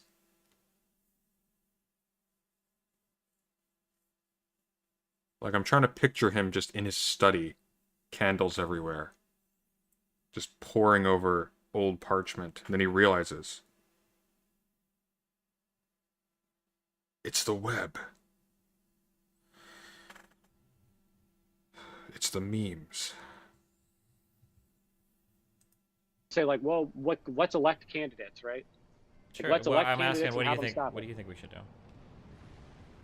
What I think we should do, well, I don't really think there's like, we don't have that much agency right now in this historical moment. Like, I think that things are going to get a lot worse before there's even an opportunity to like alter the structures that we're like enslaved by here, right? Like, so I'm like a long-term optimist. I'm an optimist globally, but in regards to specifically America, I'm like a very, very pessimistic about like the next, say, 50 years of American history. Okay. You think I'm wrong? Like, how do you feel about that? Like, would you agree? Like, do you feel differently? Yeah, I'd probably feel a little bit pessimistic, but for different reasons. But Like, what are you pessimistic about? I mean, like things like misinformation are, I think, really pervasive. I think that the way that we have kind of like taken to our new like ways of socializing without like giving people the tools to like live that way. So, for instance, the way that our lives are so like heavily dependent on the internet and everything, but we don't know how to have like real friends anymore and stuff like that, or maintain like healthy relationships, stuff like that. I think these are the things that are really negative in today's society. And then I mean, there's Sure, like I probably disagree with you on misinformation because, like, Yeah, of I'm course, like, no. according to who? Yeah. According to who? You know, I'm Go like more ahead. of like a, like John Milton, the Uh-huh. poet. Okay. No, I was just asking. I Oh, don't know. no, Do you oh, like sorry. literature? Like I guess not, literature. according to Haas, so. I don't know. I saw you had in DGG, you have like a book recommendations thing or like a little book club thing. I was looking at the conversations there because I don't really know much about DGG, but some people were posting some pretty good things. I have this guy shouts out Manhattan Silver has a picture. It's got like Fichte here. We got Kant. Rawls though, that's unfortunate. Hegel, that's some good stuff. Why is that unfortunate? I don't know. But what I was saying about like John Milton, right? Milton wrote this book called the Areopagitica. I would highly recommend it. But it's his like defense of like the value of having like, including. Logo is the absolute worst kind of person to be an advocate for. Well, I mean, taking an interest in anything that requires like a tremendous amount of time and energy to like get really invested in. Like Rawls. Rawls is unfortunate. Why is Rawls unfortunate? Rawls is unfortunate because he's not cool to someone who is reading stuff, not to get an understanding of ways to approach particular problems, but is reading stuff so that they can be cool for having read those things. Like, why did he read John Milton? Well, he probably read John Milton because Paradise Lost is kind of cool and spooky, and he's a character that has some mystique. And he's sort of associated with, incorrectly, but he's sort of associated with, a kind of right-wing gravitas almost. Not really right-wing, but you know what I mean. There's like John Stuart Mill and the pragmatists and the liberals and all those people, just kind of the flaky ones that are sort of the result of people today being so disaffected and hollow and meaningless, etc., etc. And you have like the Warhammer 40k people.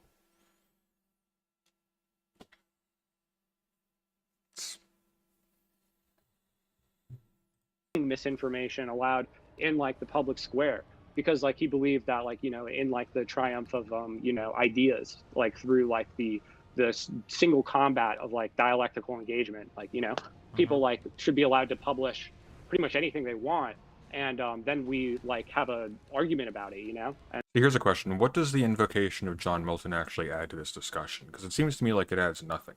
It seems to me like he could have just said like, well, actually, even the presence of false things in the public square, I mean, that may facilitate further discussion and further knowledge. Like, that's a possibility. There's not necessarily a contradiction between falsehood leading to knowledge by our engagement with it in some productive sense. Like, but no, why does he have to mention the Areopagitica? Because it's cool.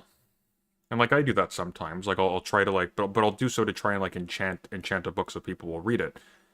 He's citing this thing because the product he's selling isn't actually the argument. It's, I've read Milton. Have you read Milton? It's like when he was talking to Zan Z and he was like, have you read Hegel? It's like, no, you're just reading. I'm reading the greatest literature in human history, and you're just reading Sartre or something, because he mentioned Sartre as a brief aside. Rawls is worth reading. Rawls is just not addressing a problem that Logo Daedalus cares about, because Logo Daedalus is a pseudo and does things because they look cool and or are fun, not because they actually matter or because he's trying to actually address a real problem. That's why his diagnosis for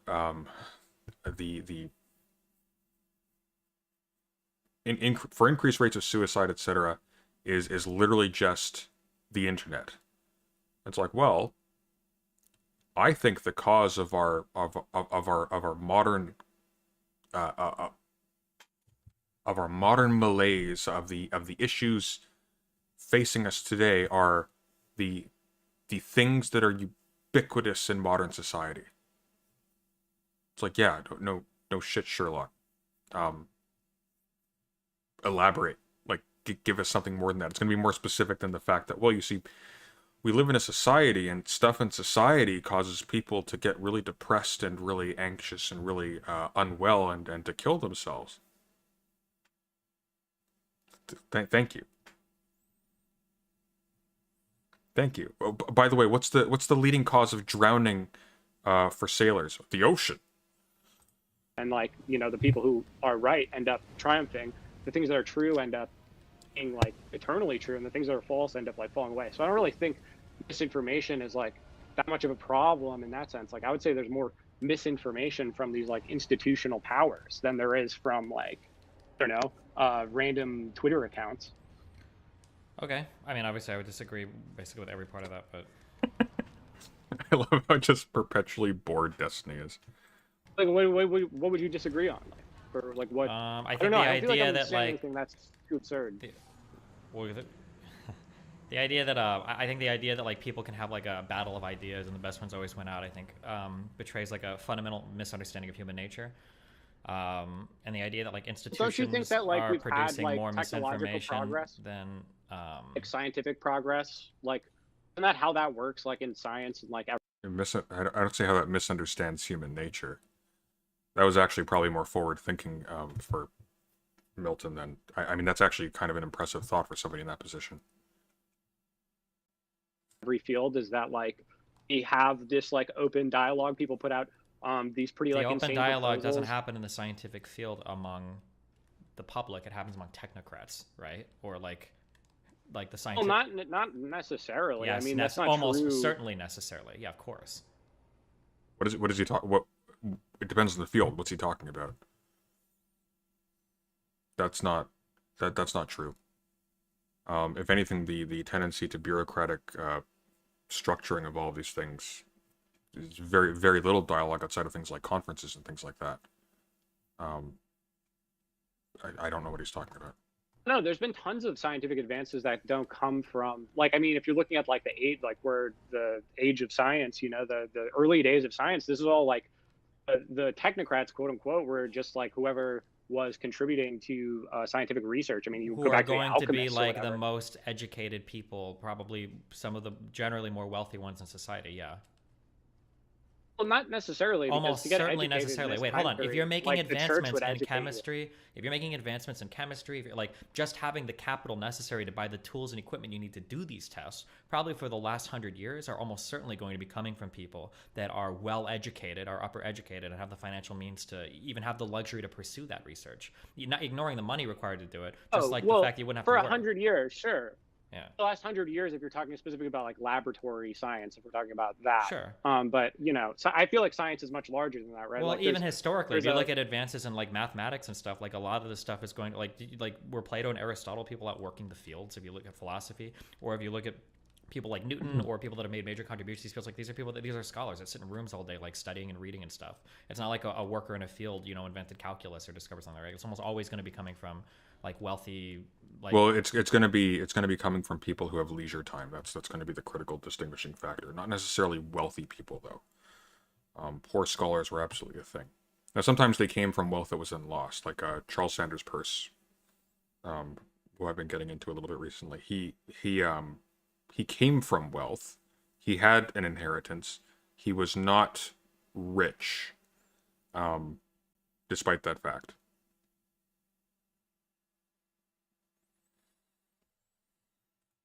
well educated. I don't want to say elites, but kind of, yeah.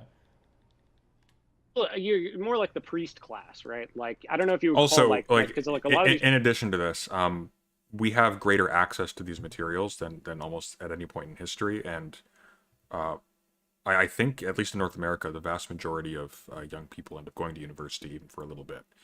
So, and universities themselves will supply like lab equipment and things like that. You're not like required to have a personal lab these days. So like, yeah. But I mean, like in terms of like philosophy, literature, mathematics, etc. I mean, there were absolutely people who had an influence on the intellectual culture of their times as like literatis, I guess, or something like that, who were very poor. A lot of Irish authors, for example, James Joyce, big one. Who else?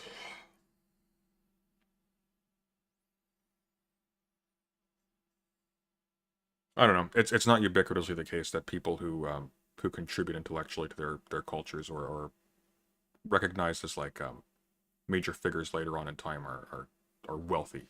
I don't believe Socrates was wealthy. I think he had a plot of land and he was sort of self-sufficient in a minimal way. I think at one point because he had a wife. I think at a house, but he wasn't rich. People also like they're like a lot of this research is being done by priests, right, who've taken like I vows would of, like, easily poverty. call the priest class part of the elites. Yeah, of course, 100%. They're poor priests. They are. They and tend they to be aren't, very though, 'cause well there's, like, educated. an They elite tend to within be the priesthood. They tend to be very well educated. They tend to have a lot of like financial means available to them. They carried a lot of power in society. Yeah, of course, I would call the priest class like relatively had high social status. How would they not be part of like the elite class? Because there's different types of priests, right? Like you're talking, like you could say, like who has more like authority there, like a Waldensian priest, like a Cathar priest, like or a Catholic priest, like at the same time, like one of them has like the Roman Empire behind them and one of them doesn't, but like they're both priests. Sure, but comparative within their own class structure, I'm pretty sure that the priest people, regardless who they are, compared to the general population, are going to be more. I can't believe this is contentious to you. Wait, let's look at the other I'm side. not. Of this. No, I'm not. Wait, are you trying to say that like you I'm think that a not. lot of like scientific breakthroughs just came from like normal random people? They just jotted down an idea and that was like. No. That's not really what I mean. Although there are cases of like people like discovering things like purely accidentally, and then having these like findings or whatever be found to be like more useful by these more whatever however you want to put it, learned or educated No, people. I don't think that is the case. Unless you have like several like noteworthy examples. I think generally most research is funded, paid for, and done like by elites for elites because it's all like technological advancements that are like utilizable by them. Whether it's ways to make capital more efficient, whether it's scientific advancements that you need to be highly learned to make advancements for. I just totally, I don't know what you're, I don't know if it's like ideologically loaded because you're coming from a very left background that you want to have the feeling that like the average person is like. Who's the best priest? Priest of Dionysius. Those are the spooky ones. I wouldn't say I'm from like a very left background. I'm from like a very mixed background. Like I've been through, like I talk to pretty much everyone around the political spectrum. I read a lot of like what you might call leftist stuff. I read a lot of rightist stuff. Sure, this This particular claim is just really wild to me. It seems like one of the my, least contentious things in the world. Yeah, go ahead. What am I I think misunderstanding? you're misunderstanding like the point that I was trying to make. Like my point was more less that like you're saying that like this battle of ideas, like in the immediate moment, it might appear that actually like a falsehood or a lie has like won. It's like been more rhetorically persuasive, like in a particular moment. What I'm saying is that in the grand scheme of time, like in like a larger picture of time, that the truth tends to win out over falsehoods. I don't know if that is the case. Yeah, I'm not. I don't So know. then the 100% question that's is, the case, like, so then the question would be, right? Like, do you think that they're like I don't know what that means more specifically. I don't know if that means that Logo thinks that people in aggregate tend to believe true things as opposed to false things over time. I mean, like certainly in specific species of things, like scientific knowledge, say in the event that you have a fairly uncorrupted and efficacious scientific apparatus going on, but I don't know why you'd assume that. the truth has won out over falsehood over the last like 2,000 years? Are we closer to having truth than we What? were 2,000 years ago? I mean, in some domains, yeah, but I mean, it's hard to know like how we measure that. Do we measure that in terms of like what did we know what do we know today about 2,000 years ago, or do we measure that based on like what do people today know? Like that's the difference, right? So like in some ways, like we know a lot more about ancient history and what happened today than the average person living in that time period might have known about some things going on around the world because they didn't have access to the tools. But then in another sense, half the people today in the United States believe the last election was stolen. So is that closer to the truth? Like I don't know, or half the people think. I mean, that, like in a total sense, in like a I sort can't. of potential sense. It's such an empty, hollow claim to talk about truth in a total sense because I think that you are devoid of all like insight into making a good statement there when you start to say something like that. Like, It's actually not what did Destiny now? It's actually not what Destiny did right now. It's Logo Daedalus, so being himself. I don't even know how we would begin to You measure believe in the truth? What is the truth? I don't. Even that's a difficult one. I mean, like we can do. I guess. What do you mean when you say truth? Maybe that would be a good place to start. I would say that it's things that are it's like the beautiful and the good. You know, the true is the beautiful and the good. Ugh. Okay, I don't know anything about. The true is the that. good. Okay, well, what's the good logo? It's all the same. Like everything that's good is true, and all true things are good. Truth is truth. It reveals things as they actually are, like reality, giving. Why do you think so? That's such a stupid. The truth reveals. Okay, what's the truth of that? Does the truth of that reveal? Like, what the hell is he talking about? Like a depiction of reality as it is, as opposed to a false depiction of that. I mean, what else is truth, right? We don't know. You haven't actually argued for it. You just declared that it's identical to the good, whatever the hell that means. I mean, I guess it depends on how you define it. Truth could just be statements that logically follow axiomatic things. Truth could be some statement about like a fact, like a descriptive fact of the matter of a thing, like things that exist in reality based on how you measure things. I don't know. I guess it depends. Saying that truth is like the good and the beauty seems a little bit vacuous. I mean, like it's almost begging the question at that point, right? Like, No, it is begging the truth and question. beauty, or beauty itself is incredibly subjective. So, I mean, if you ask some people, we're closer to the truth today than we were before. You're really just asking them, like, are you happier with the world today? Would you rather go back to another point, right? So when you say something like beauty is subjective, would you say that's true? Yeah, of course. Like, how do you know that's true? Basically by tautology. Beauty tends to be our subjective enjoyment of a thing, and subjective enjoyment things can't really be absolute truths unless you want to say it's true to an individual. Like it's true that you can have a subjective experience about something, but I don't think that your subjective experience like imparts some objective reality onto the thing that you're observing. But if like 100,000 people all subjectively experience the same thing as beautiful, If that mean 100,000 anything? people all said that 1 + 1 was 3, no, it wouldn't mean anything. No. Or if I 100,000 think people. those are the same types of judgments. Aren't you saying one's like this is like 1 + 1 is 2 is not really the same thing as like is this painting beautiful or something? If like, you were right? to if you were to play 100,000 people from the year 200 CE some piece of music today, I don't even know if they would understand what's happening. They might totally not have an ear Sure. for it. And if you were to play Yeah. a bunch of people today, music from like pre-music history stuff, they might hear it and think it's garbage as well. So no, I don't think that you can rely on a person Maybe. to make almost. I mean, you can do absolutely. that. I mean, So I It's don't like think some you pretty can make good- these absolute statements on like what is beauty. No, I don't think so. well, I mean, I think you can, considering I have. Like what do you What? mean I can't? Like should people be arrested if they do make these No, absolute hold on. When I claims? say hold on, let's think for a moment. When I say you can't make a statement, do you think that I'm saying that you literally can't utter a statement? Is that what you think I just meant? I mean, I'm wondering what you mean by that. Yeah. No, he's trying to be clever and he's trying to make like a bold statement, like, well, clearly I can. And then he's trying to sort of like. He's trying to equivocate the force of saying that you can't make this statement as something that's inconsistent with how we seem to most prevalently reason about these things. And the statement that there is something forcing you to not do so. And so he's trying to portray the one as if it's as trivial as the other.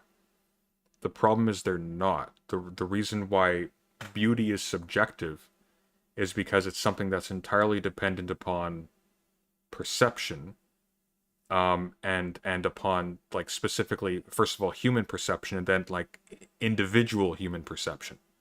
So it has no reality in the world outside of perception. It is a real part and a real thing insofar as it's like a description of our perception that is real. But it's not a thing that exists between us or that is discerned as a quality of thing in common. Like when we're talking about truth, generally how we distinguish between truth and that which is beneath the status of truth. Like, truth's kind of an elevator word. What we're saying essentially is that when I look at this thing and you look at this thing, the description we render to each other is legible and consistent to each other. It's a thing that exists, seeming in common, right? And it has persistence. Therefore, there's a fixity to it, upon which we can build further fixed things. Like, that's really all truth is used as in our language. Now we argue about whether or not there's a fixity beyond our experience or something. It's like, or whether or not even fixity is a meaningful description outside of that, or if there are meaningful descriptions outside of that, all that kind of thing.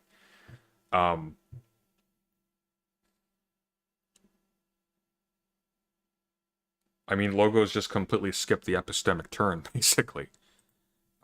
This, by the way, and we'll probably, I have a feeling Logo's going to go on about books soon. This, by the way, is why it's very, very, very important. Well, I would never endorse that people don't read old books. Do not try to educate yourself in like a pyramidical fashion, right? Where you start from, okay, we're going to start with the earliest texts that there are, and we're just going to work our way up. We're going to read like the oldest bits of poetry from around the world. We're going to read everything. Why? So that everything we read afterwards is contextualized by everything that came before. So we've just mastered the gamut. We've mastered the best stuff that there is, and frankly, if we didn't do that anyways, then more modern stuff, well, we wouldn't be reading it properly because we wouldn't have the background in it. We wouldn't have like absorbed everything. Here's the problem with that. There's several problems with that, but there's two big ones. There's an obvious one, there's a not so obvious one for a lot of people. The obvious one is you're going to be demoralized and you won't have time. So as a result of dogmatically doing that, you're going to read some really hard stuff early on, a lot of it. You're not going to get very far with it. You're going to be very impressed with yourself for doing so because very few people have, and you're going to end up like a Logo Daedalus, where literally all you can do is just invoke random ancient texts in conversation without it actually adding anything to the content of what you're saying. The less obvious one is that those ancient texts, quote unquote, aren't actually that ancient. We are reading most of this stuff. You're almost certainly reading the stuff in translation. It is almost certainly compiled and corrected and filled in by modern work, by people who are deploying methodologies developed by modern thought. And our translations and how we render these things is going to be conditioned by later philosophical and anthropological and whatever work that's been done. So when you're reading, like, I don't know, when you're reading a notoriously incomplete and difficult to translate book like Plato's Laws, you are not reading an ancient text. You are reading an interpretation of an ancient text, a modern interpretation of an ancient text. That is, in effect, a very, very contemporary text to us. And you can go onto Reddit and you can look this up, like, or for God's sake, look, this one even looks old. It's not, but it looks old. Thucydides' Peloponnesian War, notoriously difficult to translate. You'd never know reading it. It reads like anything else. Why? Because it was basically rewritten by us. Like, we call it a translation, but it's not just a translation. It's also a correction. It's also been rendered into a way in which we can actually understand it. Unfortunately, we kind of lose the it in the process. And we actually don't know for certain when that happens and when that stops, because we don't know. That's the same for all text. So you need to you have to be kind of pragmatic about what you do read. You have to read stuff based upon what you need to know, based upon the judgment of experts who have gone to places that took them years and years to get to, so they can save you a lot of time. Otherwise, you're literally just redoing. Like, you're just starting from scratch every generation. Why the hell would you do that? You have a limited lifespan. You functionally cannot just absorb everything. To deploy things and have conversations with people. And you can't do that if every single person who comes into the field is starting from the Stone Age. It's like, it's stupid. like perversely, and I don't like Destiny's attitude towards scholarship and whatnot, but perversely, Destiny's attitude is a lot more responsible and effective. Um, Logo is Logo's playing make believe. He really, really wants to be like the Renaissance man who knows everything prior to being 60 years old and having actually gone through everything carefully. So what does he do? He reads a bunch of the hardcore stuff, the stuff that looks sort of grim and serious and highfalutin, like Milton or like Hegel or whatever.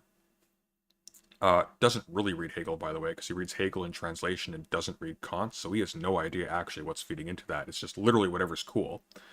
And then he just tries to pepper his conversations with that. Why? Because he feels really smart for doing so.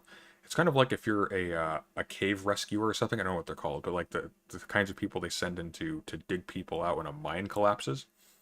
And you're just really impressed with yourself for being a cave, a rescue person. So you go up to the rock pile, and you push really hard a little bit, and then you flex. And you look really cool for the people behind you, but you're actually not making any progress whatsoever. You never get anywhere. Versus the person who is not impressed themselves, is there to do a job, and they just apply themselves, and they don't look around. And that's all they do. They focus on a small, minimal, monotonous task that actually achieves something. Like, that's the difference. Logo is pretending to be what a scholar actually is.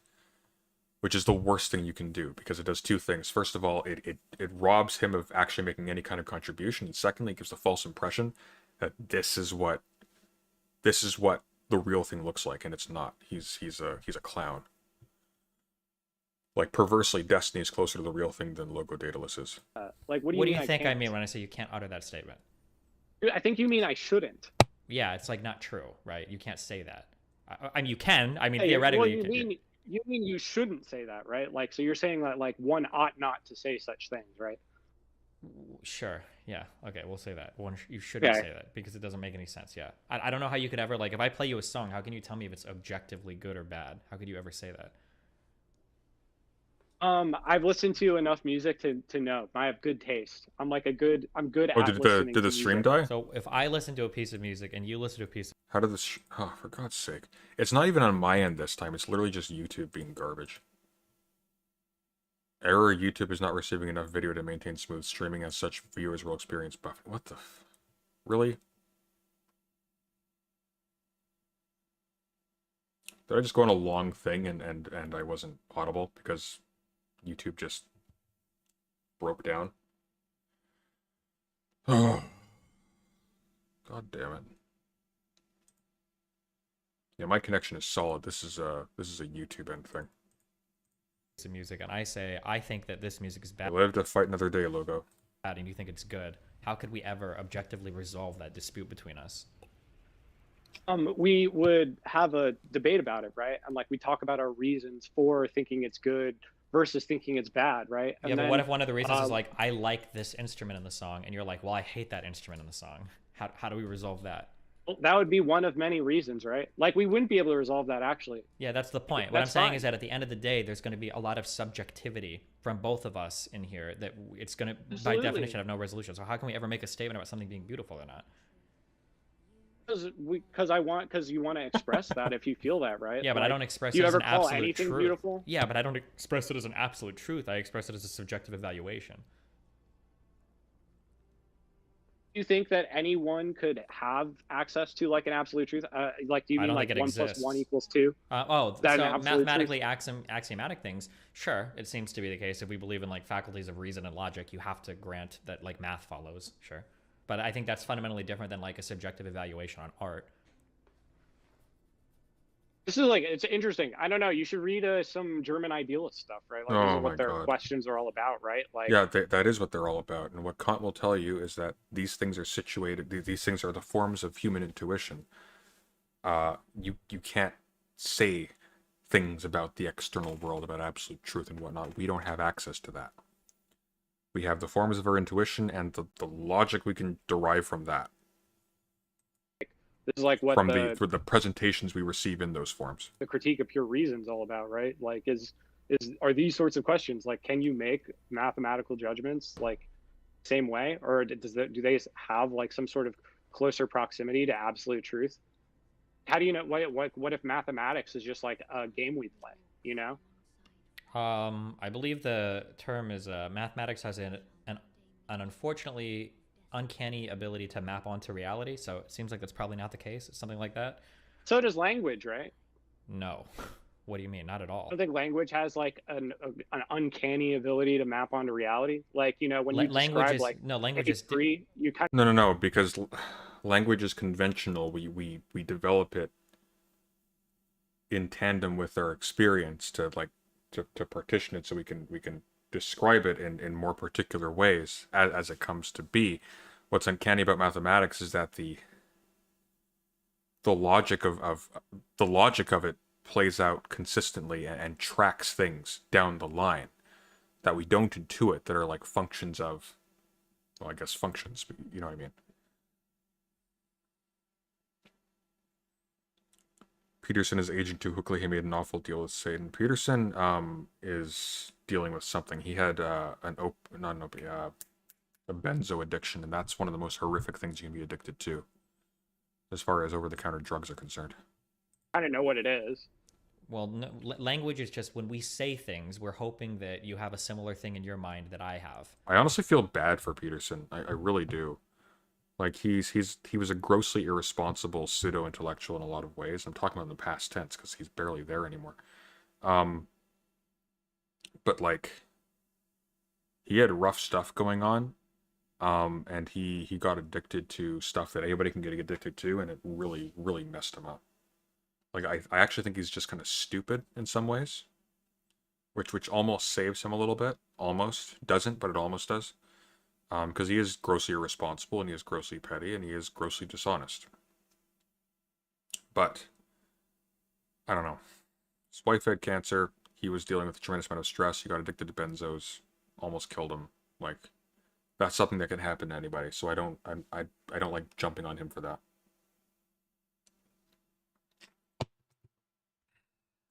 It's not a thing that maps onto reality. It's the way that we communicate with each other. It's fundamentally different than I think mathematical truths. Like we see Isn't reality that and true we of make. mathematical truths though? Like you're No, my hoping understanding that when you is say that like one, you can I use. think one is the same thing. No, you can use mathematical things to like predict reality, right? I think like if you go like really heavy into physics, you can make mathematical algorithms that have nothing to do with things that we've observed before that end up being predictive of things Yeah. that are true. I don't think language isn't predictive like that. I think it is though. Like, have you ever read like you read some like really insightful like piece of literature or whatever, and it's sort of like you can sort of see that these sort of social dynamics or like truths about like human now relationships or whatever. you've moved away from language now, and you're moving on to something fundamentally different, like some like grander concepts that are given to you by. Language, like stories, like do stories have predictive power? Like when I tell you a story, like No. No, it's not predicting anything. You're just making a connection between some description and connecting that to common nodes that you observe in reality or whatever. And the crucial point is that you observe. Like it's distinctly possible that you read a novel, you think, oh, this describes reality perfectly. This explains everything. This is exactly like what I see every day in day-to-day life. Like you read 1984. The leftists are trying to control speech. It predicted it. It's like, well, no, it didn't. You're fishing in your experience for things that seem akin to you, to a thing that you are reading right now. That does not mean that the connection isn't spurious. That doesn't mean that the connection isn't fraught. That doesn't mean the connection isn't incomplete, or that you're misattributing it, or that you misunderstood either the thing you're reading or the thing you're applying it to. not have any No. predictive power for you. No, it doesn't. Really? None? None. I When don't you think hear you a can like story I about don't think you someone, can like make you're like a talking to someone- scientific prediction with just a story, right? Like these are different. It's a Well- fundamentally different type of question. Okay, but like let's say like you meet someone and you've heard and they're like telling you about this other person they met, and they're saying that, hey, this person they came to my door, right? They came to my door and they said that they just needed to use my You know what? I have almost no interest in talking to Haas, except maybe to have a long, extended conversation about, like, people think you're crazy, right? Here's some things you could do that would make them maybe not think so, except it's too late for him. You know who I really want to talk to? Logo Daedalus. I really do. I think that would be fun. I think that would actually be really fun. I would enjoy that very much. Just having a long, awkward conversation with Logo. That'd be great. That's my dream. My phone. So I let them in to use my phone, and then they robbed me. And then this guy shows up at your door, and he's like, "Hey, like I really just need to use your phone." Do you think that story would have any predictive power to you in that circumstance? Like in a way, but it's just fundamentally different than like a mathematical truth. It's just a fundamentally different thing. Because you're talking about like the difference between like inferencing versus like deductive truths. They're just fundamentally different things. Like a deductive truth means that the conclusions will always follow given a certain set of premises. Math is built around these types of axioms that given some set of arguments or statements, deductively there will be a conclusion that will always logically follow. It has to. By us being human beings, it will always follow. Things like a guy came to my door tomorrow, maybe another guy will show up and rob you. You don't know if That'd be a really interesting thing to actually investigate. I haven't actually like done any, I haven't like researched into the history of mathematics, but that'd be really interesting to do. Like how we come up with the concept of numbers. That's really interesting. Not just like the bare reference to numbers, but like, you know, which I don't think we have a history of. But that'd be interesting to look into. I have a book on philosophy of mathematics I've been meaning to read for the longest time, and I just haven't gotten around to it. That'd probably be a good primer, I think. But we'll see. that's 100% true. You're making inferences at that point. That's Did you drink apple cider and not sleep for 3 days? Actually, it's worse than that. I slept for the days, and I was up during the nights, and due to pollen, like I'm not drinking cider because, well, I also kind of like it. This is pomegranate cider, so it's lighter than wine, but it kind of has that thickness to it. And it looks like a wine, so I don't feel like I look like I'm drinking like a kid drink on camera, but even though I am, no, it's just the pollen was keeping me up and it was affecting like my joints and everything. So when I tried to go to sleep last night, and I actually went to bed at a reasonable time, like given that I was gonna wake up at 10 and like get ready and everything for the Dune stream today, I was just up. And for once I wasn't like arguing with Destiny all night on Twitter because well, I wasn't up all night because I was arguing with Destiny on Twitter. I was arguing with Destiny on Twitter because I was up all night. And I was just like, I at one point even wrote like, I'm going to bed. I had been in bed for like an hour, and I was just gonna like, okay, I'm gonna try and force myself to sleep, which is a mistake. Anyways, more inductive or even adductive reasoning. It's a fundamentally different type of truth. It's a different type of thing. Okay, but is that still a truth? Like I don't know. Like you're like for practical purposes, what is the distinction between these types of truths or like these types of predictions? I just told you the difference. The difference is that one is like deductively true, necessarily so. It like as in it logically follows. That logically follows part. It means that given a set of premises, like a conclusion will always follow. Here's what's frustrating. If Logo didn't speak with an air of unearned authority and he was actually like minimally humble, he's not a stupid guy. Like he could actually have interesting conversations. The problem is everything he is doing, he's just trying to talk down to Destiny here and just say like, you know Milton, right? Because of course the expectation is Destiny's given no indication in his entire career that he is the kind of person who sits down next to his fireplace with his pipe and reads like medieval poetry. I'm sorry. I guess early modern poetry, but like it's just no. This is a performance, and it's not even a deliberate performance. It's like this is born of just insane insecurity.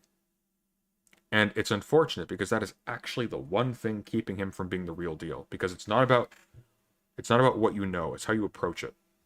A philosopher is no less a philosopher because they find themselves on an alien planet and have no bearings, right? It's an activity, and it's being able to do that activity and not having like vicious qualities of your personality that prevent you from doing so, which Logo has, which Destiny also has. You don't have the same thing when we're just telling stories or communicating things language-wise. It's just a So fundamental. there's like lack of certainty, is what you mean. Like there's more uncertainty in language than there is in math. No. It's okay. Where? Okay, let's back out. What are we trying to accomplish with this conversation?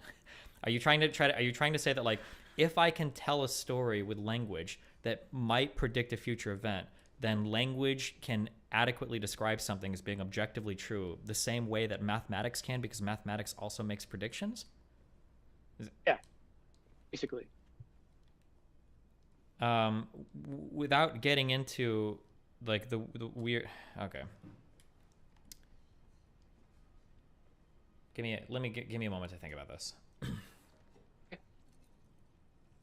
like a very strong claim I have to make in order to, like, you know, make my worldview make sense, right? So I'm going to say, okay, I'm going to step into an area here, okay? I'm going to say that mathematics and the ability to understand mathematics, I think, is something that is granted to us a priori. I think it's an extension of a human's natural ability to reason. So, for instance, if I show language, That's not language. if I show somebody one banana, and they understand math, and I tell them there's going to be like 3 bananas, the person can understand like what is going to be 3 bananas without ever having to see 3 bananas. They have like built inside. Or if I show somebody like 2 and say 4 more are coming, like you have this a priori gift inside of you that allows you to understand deductively things that would give you the ability to grasp mathematics. That's one thing. So sure. being able to, so this is one thing. I don't agree with that. When it comes to language, or what language is, in my mind, what language does is language gives us the illusion of being able to communicate thoughts and ideas to one another. That's what language tries to do. That's what we think it does. What language actually does is all of us have some set of experiences. We can call them qualia if you want, or just experiences.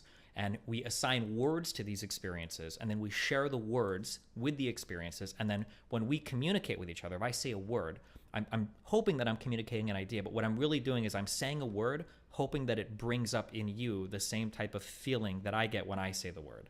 And then that's what language is. It's a way for me to say utterances that are proxies for feelings and experiences that we have in the world. Do you agree? I don't agree with your vision of language. Okay, what do you disagree with about Disagree with. So I can understand why there'd be problems with that. I'm not going to dig into that because I am not an expert on this either, but I've read things.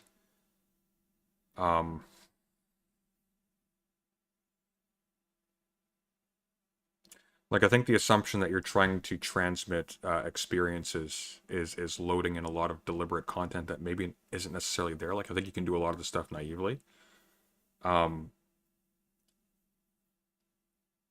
Like when we describe, like in a Wittgensteinian sense, language as a game, as like a word game, or when we talk about word games, we're not necessarily talking about people like deliberately playing into like a system where like they're like, you know, playing into a system as a system where certain keys have certain results, or something like that, if that makes any sense. Like we're redescribing what we're doing as that. We aren't playing a game in the sense of like we are choosing to play a game. We're playing a game in the sense that the things that we are doing has the quality of a game about it, and that it's contextualized purely to a conventional state of affairs, and it's not just like embedded in the world.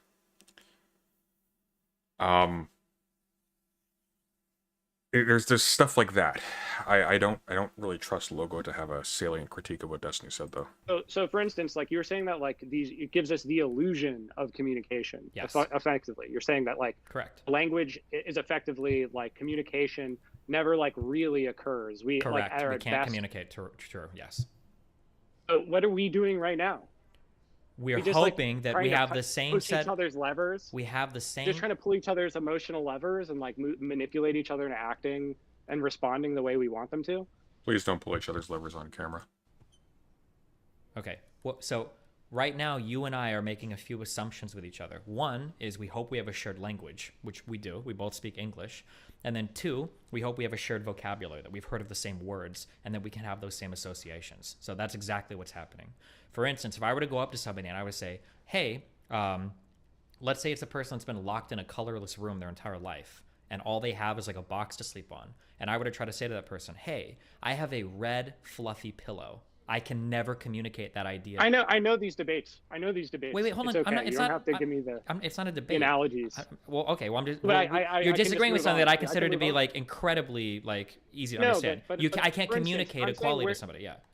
Let me say something. So right now, we actually are communicating, even though we do share like the English language. We don't actually share the same vocabulary because the way I would use words and the way you would use words, we have mean them like in totally different ways. Ugh. And taking that into account on my See, because Destiny is a plebeian, Logo Daedalus is someone who reads the greatest literature produced by Western culture. end, I can still communicate with you through the process that like I'm engaging in right now. But only because we have a Through a didactic process, I can bend down to reach to your level, Destiny. Idiot. shared basis by which to try to draw inferences about what those words might mean. We don't know reality. 100% their inferences. We So like both earlier live when you were in the talking about world. literature review, I think you were like, oh, they recommended Mills, that's gross. But oh, dialectics by Hegel or whatever, that's based. Made me think like, oh, okay, this guy's probably a little left-leaning. I don't know that 100%, but it was just like an inference that I drew, right? We can try to draw inferences about each other's language. I'm not trying to say you're leftist or not. I'm just saying that even if we misunderstand or even if we don't think we should use the same words, we can draw inferences. But if I were to start speaking to you in Spanish, you would have no idea what I'm saying. Our ability to communicate is gone, right? I would do okay because there's a lot of similar roots, right? Like there's a lot of Spanish, like Latinate roots. Like our languages, those two languages are like deeply tied together. No. Through like Hold on. Did you say is a right-wing Marxist? What kind of moron ends up being a right-wing Marxist? If you don't speak Spanish and somebody starts speaking Spanish to you, you're not going to be able to have a conversation. if you spoke Portuguese, you could. I'm not talking about Portuguese and Spanish. I'm talking about Spanish and No, English. but I'm saying this is like specific. Like this is a specific like subset though, right? Like like there are some mutually unintelligible English dialects, even though it's the same language. No, not. You're missing the point completely. What I'm saying is that there has to be some shared understanding of the words that we're using that we have both individually already mapped onto some concepts for us to have a conversation. I can't convey a new qualia, a new concept to you unless we have some shared foundation by which to work with. So have we ever produced a new concept, or did we get all of our concepts at a certain point?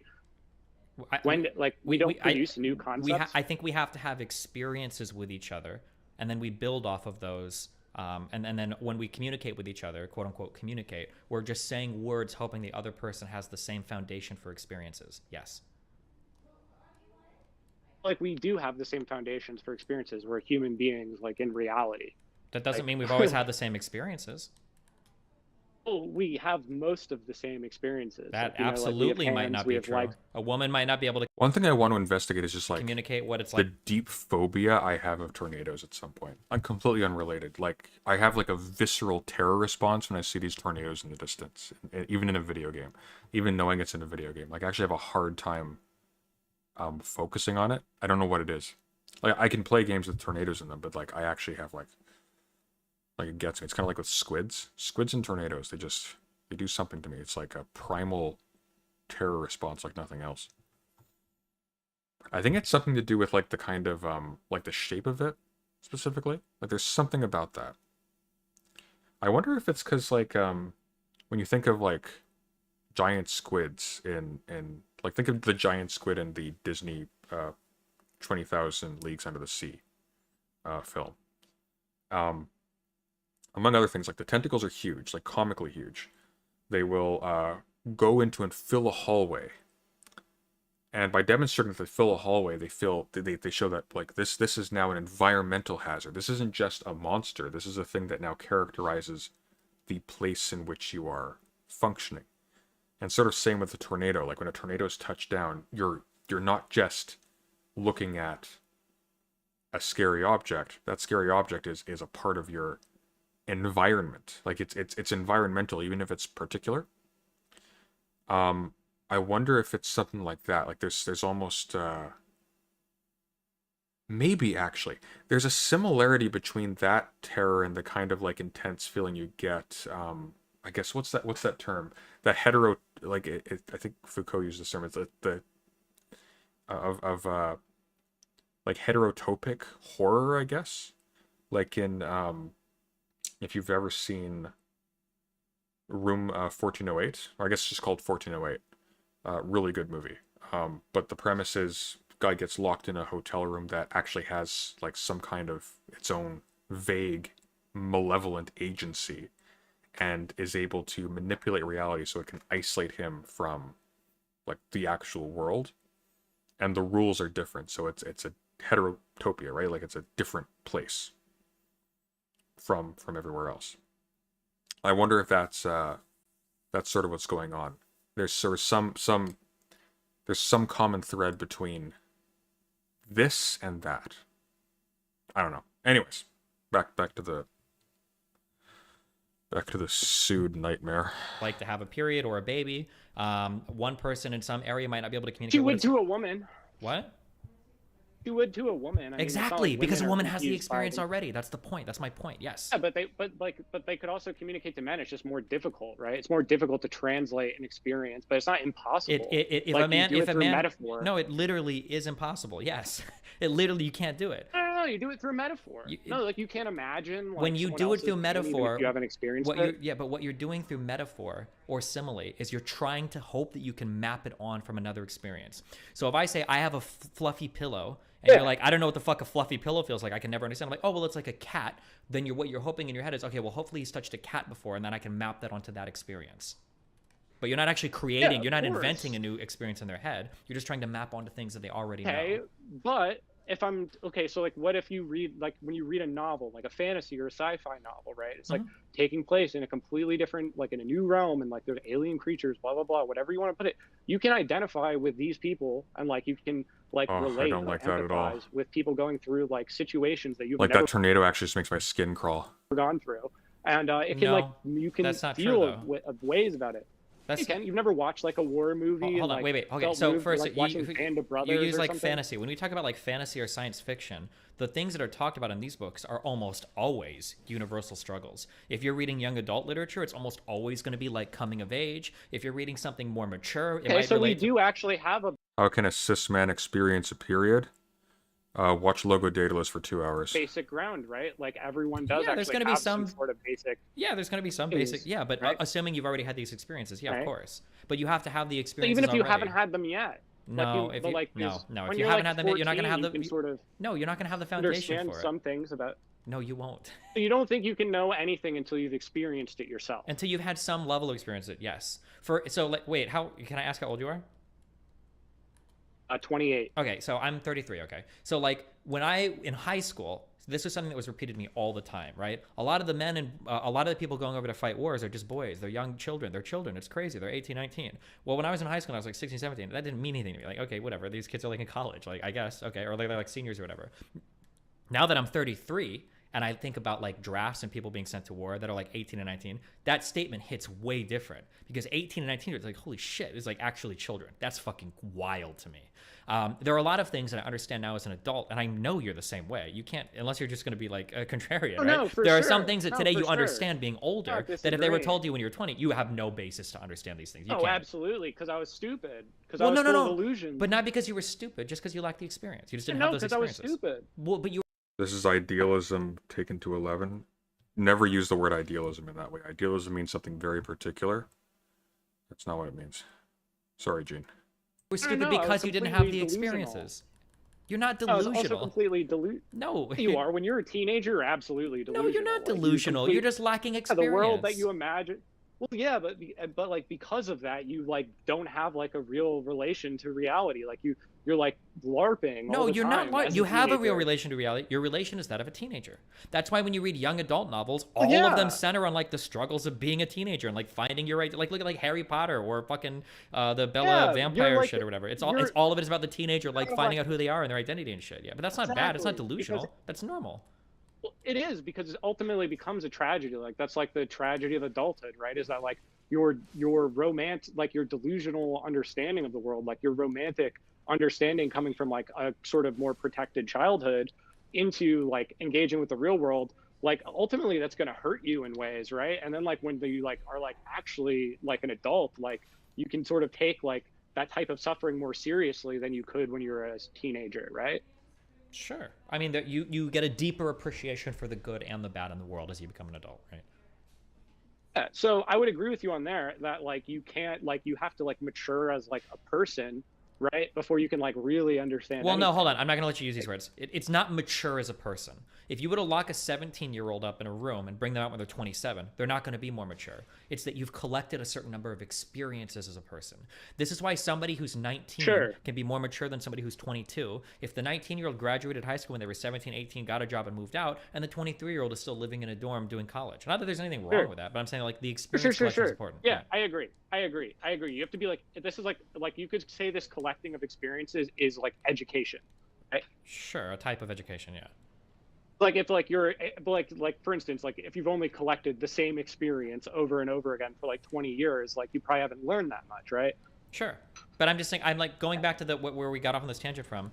I don't know what can you think of a single idea that you could communicate Yeah, I to got me you. Don't worry. that I have no foundation already for? Like, could you communicate a truly novel concept that I have no shared understanding of to me?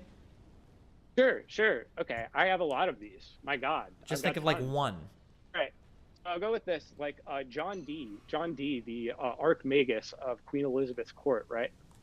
During like the Elizabethan times, the Tudor era of England, the time of Shakespeare, etc. He was an alchemist and a magician and various other things, but he had a very interesting interpretation of the Trinity, and what he described as he described finding the quaternity within the Trinity, within like the Trinity of the Christian Godhead. What does that mean to you? The Trinity is the Father, the Son, and the Holy Spirit. So how would you find the quaternity within the Trinity? I don't know. And so this is a new concept to you, right? No, but it's Not built off really. of prior concepts that I understand. Yeah. Well, obviously, it's built off of prior concepts. But if I All of didn't our have concepts those are built off of prior concepts. Okay, so I guess to go back to like the debate argument, right? Could you describe the color red to somebody without Hang on. If all our concepts are built off of prior concepts, how is beauty objective? That doesn't make any sense. them having seen the color red and make them understand what red is? Unless it's like actually going to go like full Aristotelian and say that we get our concepts as like internalizations of things that are actually out there in the world. It's like a kind of irrelevant question when it comes to like whether or not we can build a new concept off of like the groundwork of existing concepts. But I don't disagree. Of course you can build new concepts off the groundwork of other concepts. That's possible, but we need that foundational understanding first. If you don't have it, then you can't do it. That foundational understanding is like language, right? No, Like- the foundational understanding is the experience. Language just tries to map onto that. If I get a tummy ache, if something hurts and I look out to somebody, I'm like, blarg, and I point to my stomach and then I have a pain, and later on they point to their stomach and they're like, oh, this hurts, and I'm like, blarg, and they're like, blarg. Now we have now we've created a word that we both understand maps onto something. If later on Actually, you don't know yet. I get the same type of pain in my head and I point to my head and I go, hublarg, and they look at me and they're like, hublarg. Maybe they understand ha means head and blarg means pain. And now they're, oh, I have head pain. And now we've created that concept. I think Yes. that's like a very Keatsy sort of like just so story for the creation of language, but that actually doesn't work. Like your What? model here that you provide, it doesn't work at all because you actually don't know if you're just both using the same word to describe like Exactly. a disturbance or I agree. unpleasantness. It doesn't matter. That's why it's a language game. That's the whole point. Jesus Christ. Logo needs to read a lot more. He doesn't know his stuff. But now you're In a specific stumbling area. into you're You have to stumbling into a create new whole words. you're stumbling New into words, a you whole have to say like actually no, I feel more like nauseous. I feel sort of more Sure. like Yes, carsick. I or understand. Seasick. Yes. And, like you feel more like cramps. Like Yes, you're more of I like a agree. I stinging agree thing. 100% with you. Welcome These to are the different difficulty things, in right? all of modern medicine and with philosophy and neuroscience. Yes, it's very hard to know if the things that we say to one another are truly actually mapping onto the same thing. We don't know that. Some would argue it's impossible to know So that, you right? have to have like a refinement of language in order to like better communicate No, the exact impo- precise concept. No, you can't communicate that. It's impossible. That's what I'm trying to tell you. Language is the best we've got. But nobody will tell you, like, oh, yes, you can perfectly communicate one experience with the other. You can't do that. You just have to hope that they have a similar understanding of it. But there's no way for you to know if it's the same. You can never know that. So you're saying that you can't perfectly do it, but what you mean is that you can't do it with absolute certainty. We can't do it There's with always, anything. like, You don't even a know if I'm chance. having a conscious experience. I could be a philosophical zombie to you. You don't know that. You have no idea what my understanding is of the world. I and how don't. I experience won't interpret treat things. you. It might be tempting to treat They stop Sunday. We can do much better than this. Yeah, but we can't do much more fun than this. I'm actually really enjoying this conversation. you as a philosophical zombie, but I'm trying my best not to. Wait, hold on. When I say philosophical zombie, do you understand what I mean when I say that? Know what you mean. Yes, I know what you mean. Okay, yeah. So I might not have a conscious experience at all, but there's no way for you to know that if all of my actions and everything are the same outwardly. There's no way for you to know that. Well, how do I know that I have a conscious experience? I don't. I don't know. I don't know that you do. If I just I have think a therefore I delusional am. sense of It's the having a most conscious foundational aspect of yourself, right? Is it a demon lying to you the Really? entire time? Yeah. But I mean, like, Really? even that is Logo might actually be getting into something interesting here. Maybe he might redeem himself. theoretically. Descartes know that? What? Descartes has to disclose this to himself, right, through Sure, language. and I like, think- he didn't invent his own language, so that's not really the foundational thing, right? He The doesn't have foundational to. thing He was doesn't when- have to disclose to that learn to language. No, he doesn't have to Well, the disclosure about it would be distinct from the I guess the innate knowledge of it or something. I don't know. disclose that to himself in a language. He's using language to communicate the concept to you, but he can intuitively understand it as well as he Do can. you think in language? Do you disclose your own thoughts to yourself, like in language, or like how do you think? I Like, what's personally your do, thought but some process people like? don't. But I do. Yeah. Okay, so like when you think, you actually are disclosing yourself to yourself through language, right? For some things, yeah. But I mean, like, I tend to have like a Sure, dialogue in my head. so- But not everybody does. Like, do you so, think I mean, you could do that without language? Like, how? Like, what? You don't even know. Like, you can't even imagine what it'd be like to be a person but not utilize language, right? Like, it seems almost impossible. Sure, but that doesn't mean that I'm getting the experiences from the language. I just can't imagine living and not being able to communicate with other humans. Well, you can get. Can you imagine things like when you imagine? Can you like Yeah. imagine like someone else's experience?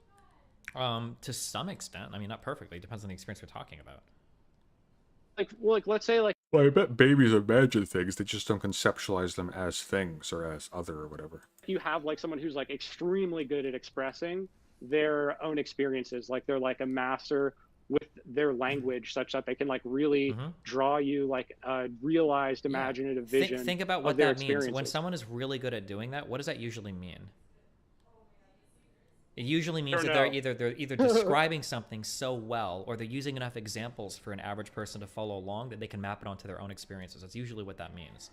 But yeah, I mean, if somebody's just, Sure, or things that are like analogous to them. Exactly. right? Yeah, because you have to Like- use analogy because you're looking for other experiences to map onto. Yes. Yeah, because like metaphor is like analogy, metaphor, all of these things are language, because Yeah. language is itself just entirely composed of metaphors and analogies.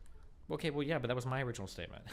You seem to say that we could communicate new yeah. No, that's not true. Language is also comprised of signs that have like zero metaphorical content. Like they have to be an analog to something, but that doesn't necessarily mean it's an analogy.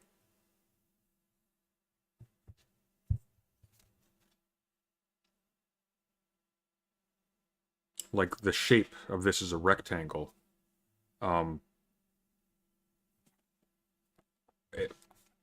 Rectangle is not a metaphor.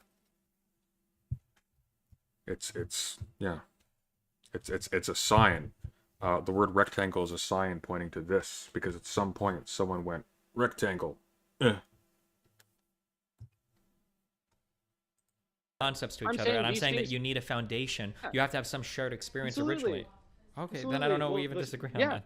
I think you've moved your position, but Well, that's fine. What I'm Okay. saying is that I think I really haven't. I'm saying that language, like you're saying that this is like this imperfect sort of like continually being constructed thing Yep, that it has is. never absolute certainty. Absolutely. But, so you're kind of like disprivileging it as like a zone of like the disclosure of truth, right?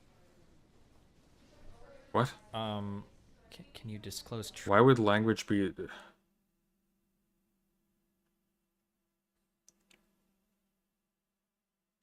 A zone is the disclosure of truth. I mean, I guess if truth can be linguistically disclosed, it would be the zone of that disclosure. But language is conventional. The partitions we make to define one concept from another one are by convention.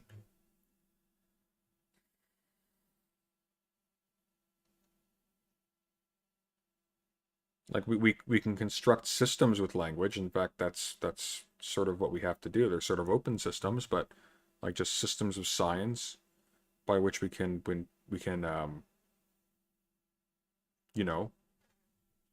make efficacious speech acts, I guess.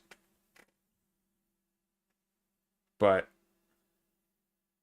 so like what was he layering it? What is he laying into the was he laying onto rather the word truth in this case? If he's saying something about like the world as it is in itself. It's like we can't access that at all.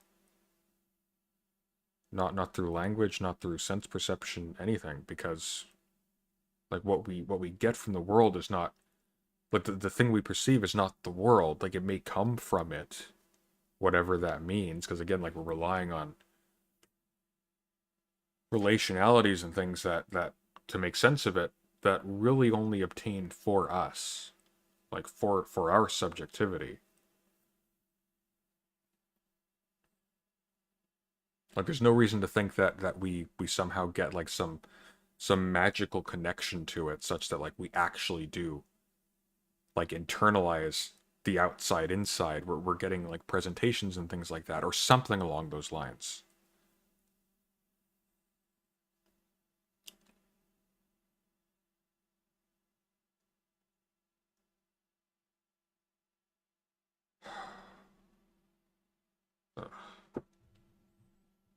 Again, like I think Daedalus's biggest problem here is that he jumped to Hegel because Hegel's sexy. He read a bunch of old novels, essentially, and like ancient poetry and whatever, because that's cool, because it's the closest you can get to Warhammer in real life. And he actually skipped over like actually learning philosophy, so he missed the epistemic turn entirely. So it completely blows his mind. That we can have perfectly coherent ways of communicating and understanding concepts and relating them to each other and like developing stuff from that while actually having zero access whatsoever to whatever the hell is actually referred to as by the objective. Truth with language. Yeah, no, I don't, not generally, no. I mean, it depends, I guess, on I what you're don't think talking that you about. can disclose truth with language, really. I mean, Like, it depends on math. it depends on what you're talking about, and it depends on what kind of language you're talking about, or what you consider a language. Because I know that you want to say like, well, what about math? What if I communicate math to each other? But like theoretically, like math is something that can be like communicated without language, or you can use a language to. But like the language isn't the math. The language is just mapping onto like mathematical concepts. It's a fundamentally different thing. You're not creating math with Math language. is a language. No. Math comes before language, right? Languages It's not true. Okay, well, we just fundamentally disagree on that. If the whole I don't think universe, that's if the whole true. universe were devoid of humans, would one rock and one rock still have like two rocks? If the whole world was divorced of humans, there would be no concept. I don't think math is a language or is prior to language. I think it's something else.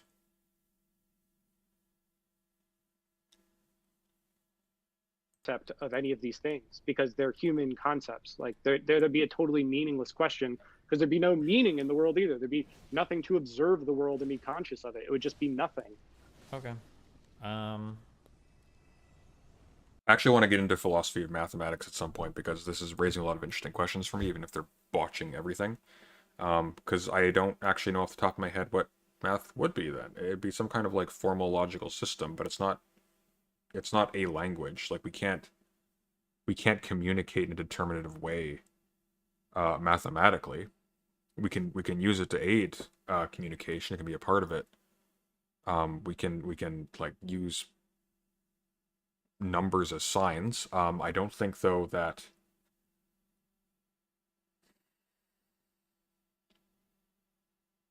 yeah. If there's no humanity in the universe, then the universe is entirely You void have and the meaningless. exact time and place. Sure. Okay. I'm familiar with this concept. Wait, so hang on, is beauty objective? Is the good objective and true, or is it dependent upon the existence of observers of a particular like mental constitution or something, with specific forms of intuition, etc.? Because these are, again, like he's just bouncing all over the place because there's none of this is actually developed or systematic. He's just absorbed this stuff, and it's all going into his persona. He doesn't know anything. Okay, well, what do you want to talk about next? I don't know. Do you like books? I'm actually a book guy. Like I'm like my podcast is called Read Books VLT. Logo Daedalus, by the way, to shout myself out here. Anyone interested? But I mostly like books. Like, what books do you like? What's your favorite like novel? I haven't read anything like recreationally for a long time. I just do. If I am reading stuff, it's usually like scientific studies and shit. I don't even remember the last thing that I read for fun. It's all like political shit, like some boring local Okay, like politics. what do you like? In terms of fantasy or in terms of like, Like anything. Why? Just honestly, like it depends on what's going on. If I have a big debate coming up, I might be really interested in like World War II shit or like Russian history or something. But if it's just like on my own, I'm probably just like either playing games or listening to music instead, or watching movies or something. Keep hating your life then, working class Andy. So do you ever like read like the canon, as they say, like The do canon? like a great books course or something like? Yeah, unfortunately, Plato I and- did AP English 3 and 4, so we read a ton of like older, horribly boring shit. But yeah, so like the Odyssey and the Iliad and Beowulf and The Stranger by Camus And like shit Homer? like this. I had a really good AP high school professor in English, so I was very lucky that way. Just a free public school, but he had like traveled and things like that. So and he knew how to relate the stuff to the class, to a class that didn't have any background in this. Now I had a bit of an advantage. One of the perverse things about going to Sunday school as a kid is that with the way public education is now, or I guess how it may have always been, but you're not, first of all, taught to have reasons to be interested in certain things, so you self-teach, and they don't do a good job of actually getting you invested and giving you reasons to, well, I guess that's the same thing as what I just said, but this guy traveled, so like when he was teaching us like Homer and whatnot, the Iliad or the Odyssey, I think we went over the Odyssey a little bit. Actually, I don't think it was the Odyssey. I think we went over is it Tennyson's Ulysses? Some poem about like an old Ulysses who's got like his old sailors back together. He's realizes he's gonna die, so he's like, we're gonna go for one last adventure kind of thing. He didn't bore us with like, here, just read this thing you don't understand. That's decontextualized. Just read this dry verse that you have no connection to at this point. You have no motive. I've just put it before you. He didn't do that. Instead, he gave like anecdotes of being in the Mediterranean and of going shark fishing with this really scary Russian captain and things like that. And it brought you there. He treated his role as of like a travel agent more than a literature teacher. But as a result of that, we became like deeply enchanted by the material. Or like with like we had a brief selection from Paradise Lost. We had to go through like the opening speech by Satan in Hell, and what did he do for that one? Well, he showed us like scenes from Transformers and like Megatron and what. It's like, this is like you're basically looking at them. These were colossal, terrifying beings. Their spears were like the size of pine trees, things like that. When they were rolling around in the lake of fire, like these are like 2012 tier. It hadn't come out yet, but like 2012 tier, like waves are just like it made it interesting. Sort of like how like people get really interested in like, you know, like mythology associated with Dark Souls or with like Sekiro or whatever. Because it's made it cool for you in advance of you like doing the dry work. You've been interested first.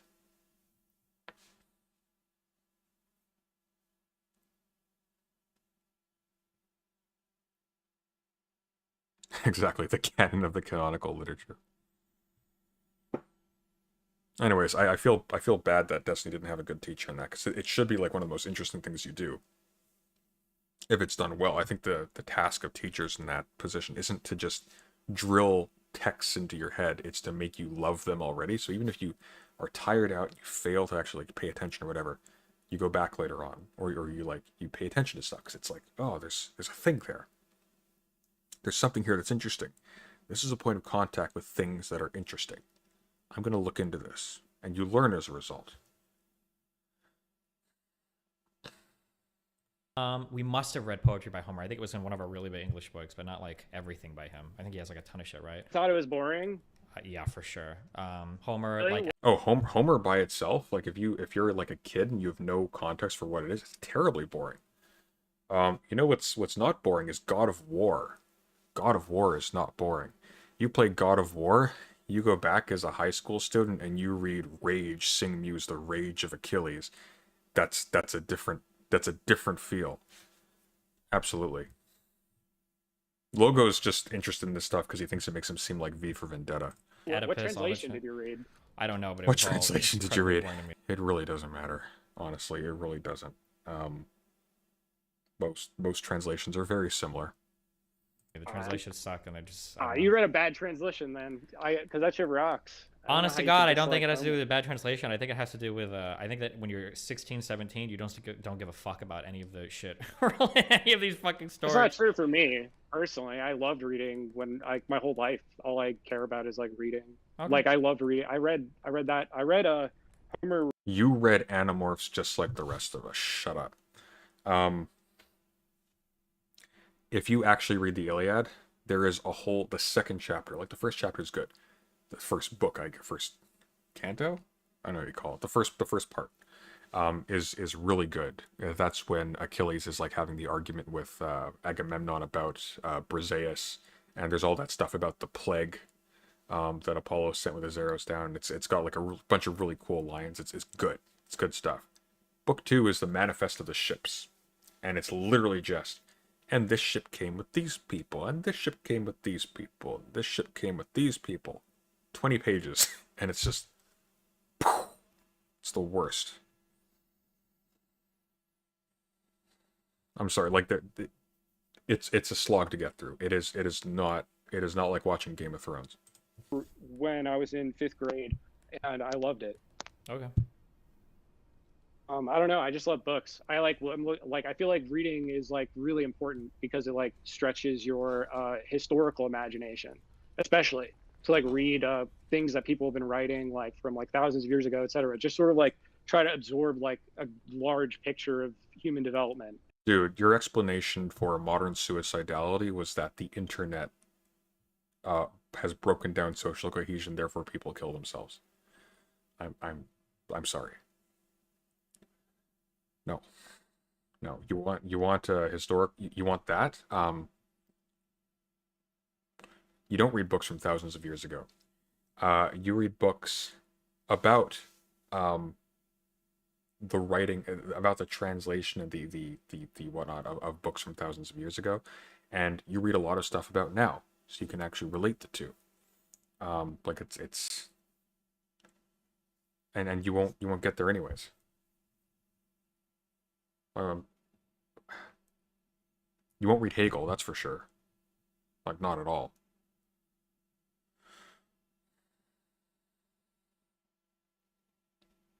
I mean, like you will read Hegel if you want to understand Hegel's influence or the influences on Hegel, but it's not about just historical. Like what's with the fetish for that? And why bother with a canon then? Like most of human experience, because again, like not many people actually read this stuff. Most of human experience is not going to be just immediately downstream from this canon of text. It's going to be a lot of the stuff in between. Like for example, there's this meme that ancient Greeks were just widely accepting of homosexuality.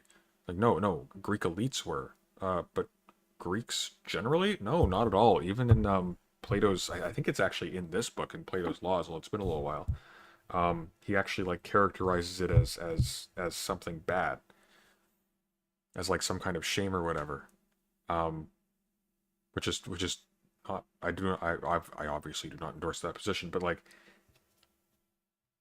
the point is you don't get the view of people historically just from reading canonical texts. What you get is the view as avowed in translation, as reconstructed by someone you don't know.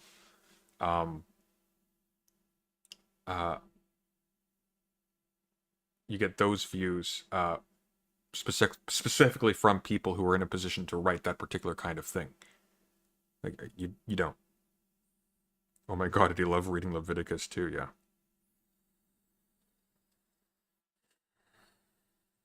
In time, it's like what I'm interested in is trying to have like a really big picture view of things. Okay. I feel like you're not as interested in that, I guess. Yeah, I think I am. I just don't typically get there by reading. It'll be through, or it won't be reading books usually. It just depends on what the subject is. Like, what other means can you like say you wanted to like know how like a Roman thought in the year like 300 AD? Like, Could be through a you're supposed to do that documentary. It without could be reading. through some exploratory essay. It could be through a video. It could be through some sociological study. It could be, I don't But know. like, I mean, like, how would you know like what they themselves like when you could just read themselves in like their own words, like Keep or like hating through your a life then, translation, I working class suppose. Like, Andy. is that like ultimately like the closest you can get? Um, Hang on, what did he say? Or like 300 AD, like could be through a you're supposed to do that documentary. It without could be reading. through some exploratory essay. It could be through a video. It could be through some sociological study. It could be, I don't But know. like, I mean, like, how would you know like what they themselves like when you could just read themselves in like their own words, like Keep or like hating through your a life then, translation, I working class suppose. Like, Andy. is that like ultimately like the closest you can get? Maybe not necessarily. Just depends on what we're You're talking like about. getting it mediated. Like if you're not reading primary sources, then you're just like getting it mediated by so many levels. It's always mediated, even if you have primary sources in the original language, quote unquote. These are going to be copies of copies of copies of copies, often reconstructed by reference to multiple manuscripts. Like, there's no such thing as an unmediated ancient text. It's all mediated. Nobody has like the scroll in Plato's hand penned out. Oftentimes we lack Oh. the understanding to contextualize primary sources. That's why if you're reading a lot of high-level stuff, usually you'll have like annotated versions or stuff will be in the columns explaining like what a Yeah, particular for phrase sure. meant or what they. So no, I don't even agree. That's You not. can That's, equip yourself. yeah, sure, but I you mean, like at equip that point, yourself by, like, reading. it's not even like you're like the primary source wouldn't necessarily be the most important. And what Logo Daedalus is talking about is basically the equivalent of a textual documentary, like those notes and everything. That's somebody else talking about the thing you're writing. You're not reading it in their own words. And what they write and whether it's true or false is going to condition what you're reading after that. So you're not. like a more important might be a secondary. Definitely the like, most important. okay. Definitely. The primary sources are like so important. Like I always highly recommend people read primary sources. You know, like I feel like it's like a huge tragedy that like people don't read like Abraham Lincoln's like writings and like his letters and like John Adams and like the founding fathers, because like we have all these amazing like primary sources. You can just like read people's debates. Like I love reading like the old flame wars, you know, of like all of these people writing under pseudonyms during the Revolutionary War era. Like it's so much like our own present time, you know, like everyone writing under like pseudonyms and like flaming each other and trying to get people kicked off of newspapers and whatnot. It's literally the same thing going on today. Sure. So like that's why I think primary sources are like you can't really get that sort of feeling of like how similar things are without I mean, like if you want to go directly like an engaging with extreme, like primary some people would sources. say that like reading translated text then won't even do this for you, right? This is why some people that study moral philosophy Yeah, like won't that's do it unless they definitely can read like true. German. So It's definitely true to a degree. Like you can get more or less like better or worse like translations. Like ultimately, like there is something lost in translation, or there's things even added or whatever in translation. Like that's one of the biggest problems I think with like Western Marxists is that like the specific translations of Marx's work into English have Okay, but that doesn't work because the meanings of words are are determined by the context, and the context is what word is juxtaposed against. So if stuff is added or removed, then you've changed it from their words to somebody else's words, even leaving aside the fact again that you're changing all of the characters and all of those points of reference. And even just by dint of translating it at all, we have like radically different things as points of contact for these words to begin with. Like we're getting it completely indirectly. We can't. These aren't primary sources. Like they're primary sources in the sense that it has some kind of relationship, or at least it aspires to some kind of direct relationship with a specific author. But like totally botched some of like the vocabulary from like German idealist thought, and it's like led to like these complete like aberrations of thought that people think are like Marxist, and they're like not at all. They're like completely wrong. It's like most of the time when people are using the term like abolish and like quoting Marx, they're like they're like completely desecrating the source material. okay. So there's like a lot of stuff like that for sure. Like you gotta like if you want to like get into things, you have to like be really serious. You know, like it takes a lot of work to like really read. It's like a lifelong job. yeah, it does, and you don't talk like this when you do. Gotcha. I think. I don't know. That's what I'm interested in. I feel like you're more like you play strategy games. Do you ever play Advance Wars by Web? Okay, I think we get the idea. Well, that was a stupid way to spend an hour, wasn't it? 2 hours, damn. I wouldn't mind talking to this guy at some point, just because it'd be funny. Ugh.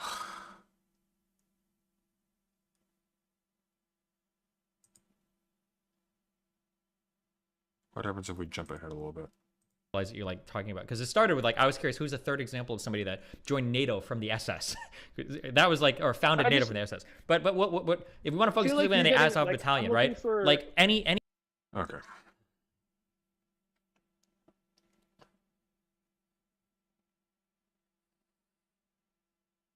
Like, I hate this guy, but I hate him like a wiggly tooth. You have to play with it, you know? You shouldn't, but you want to. I would love to talk to Lugo Daedalus sometime. For no reason. Just to... It's like, oh, here's a funny toy. Can I borrow that for a second? You know?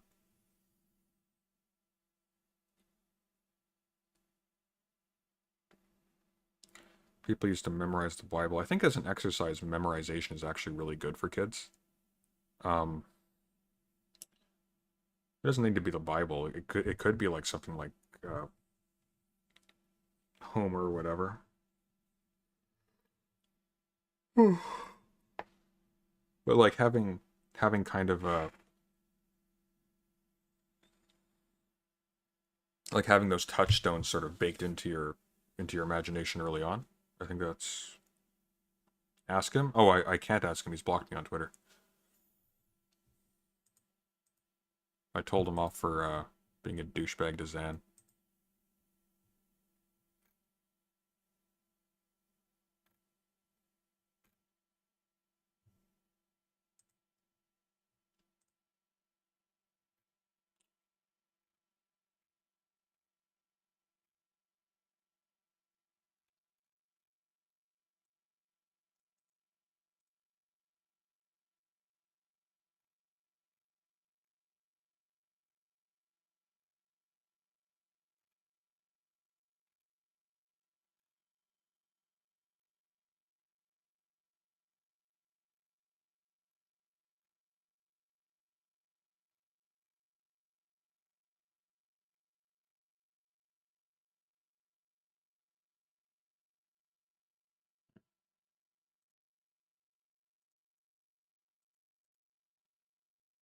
Yeah.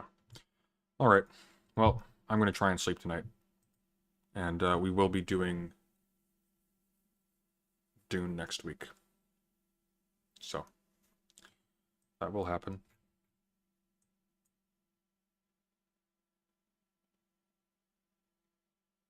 Most of us get this nonsense beaten out of us in the first years of college. You're smarter than I was then, because I did not. I had to get I had to get brutalized well outside of college for that. I was getting better, though.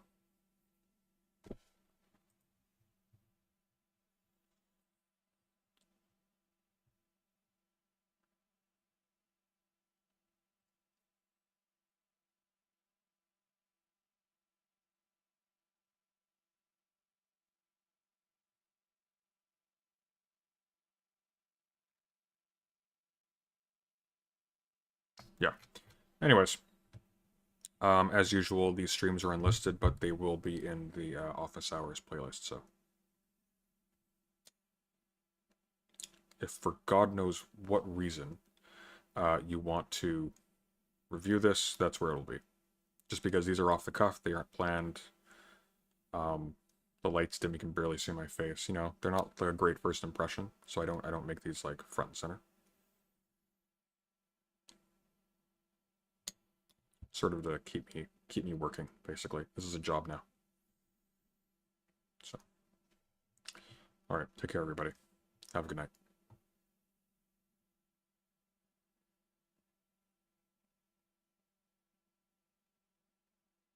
Oh, you know what I should do? That'd be smart.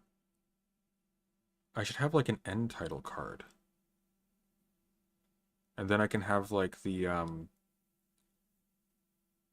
Yeah, that'd be really smart, actually. When I do streams, I should have like an end title card that I pop up. And then I can play more music, and then I can have like the Patron thing, the cathedral thing. That'd be a cool idea. I should do that. I don't know. I'll float that by some people and see if that would be too obnoxious. I think that'd be a good idea though. Thank you, Titan, for moderating.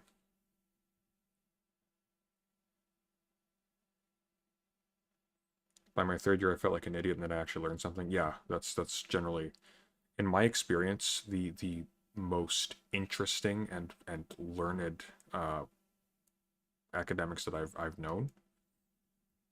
They've been completely humble and normal. They do not front load their education at all.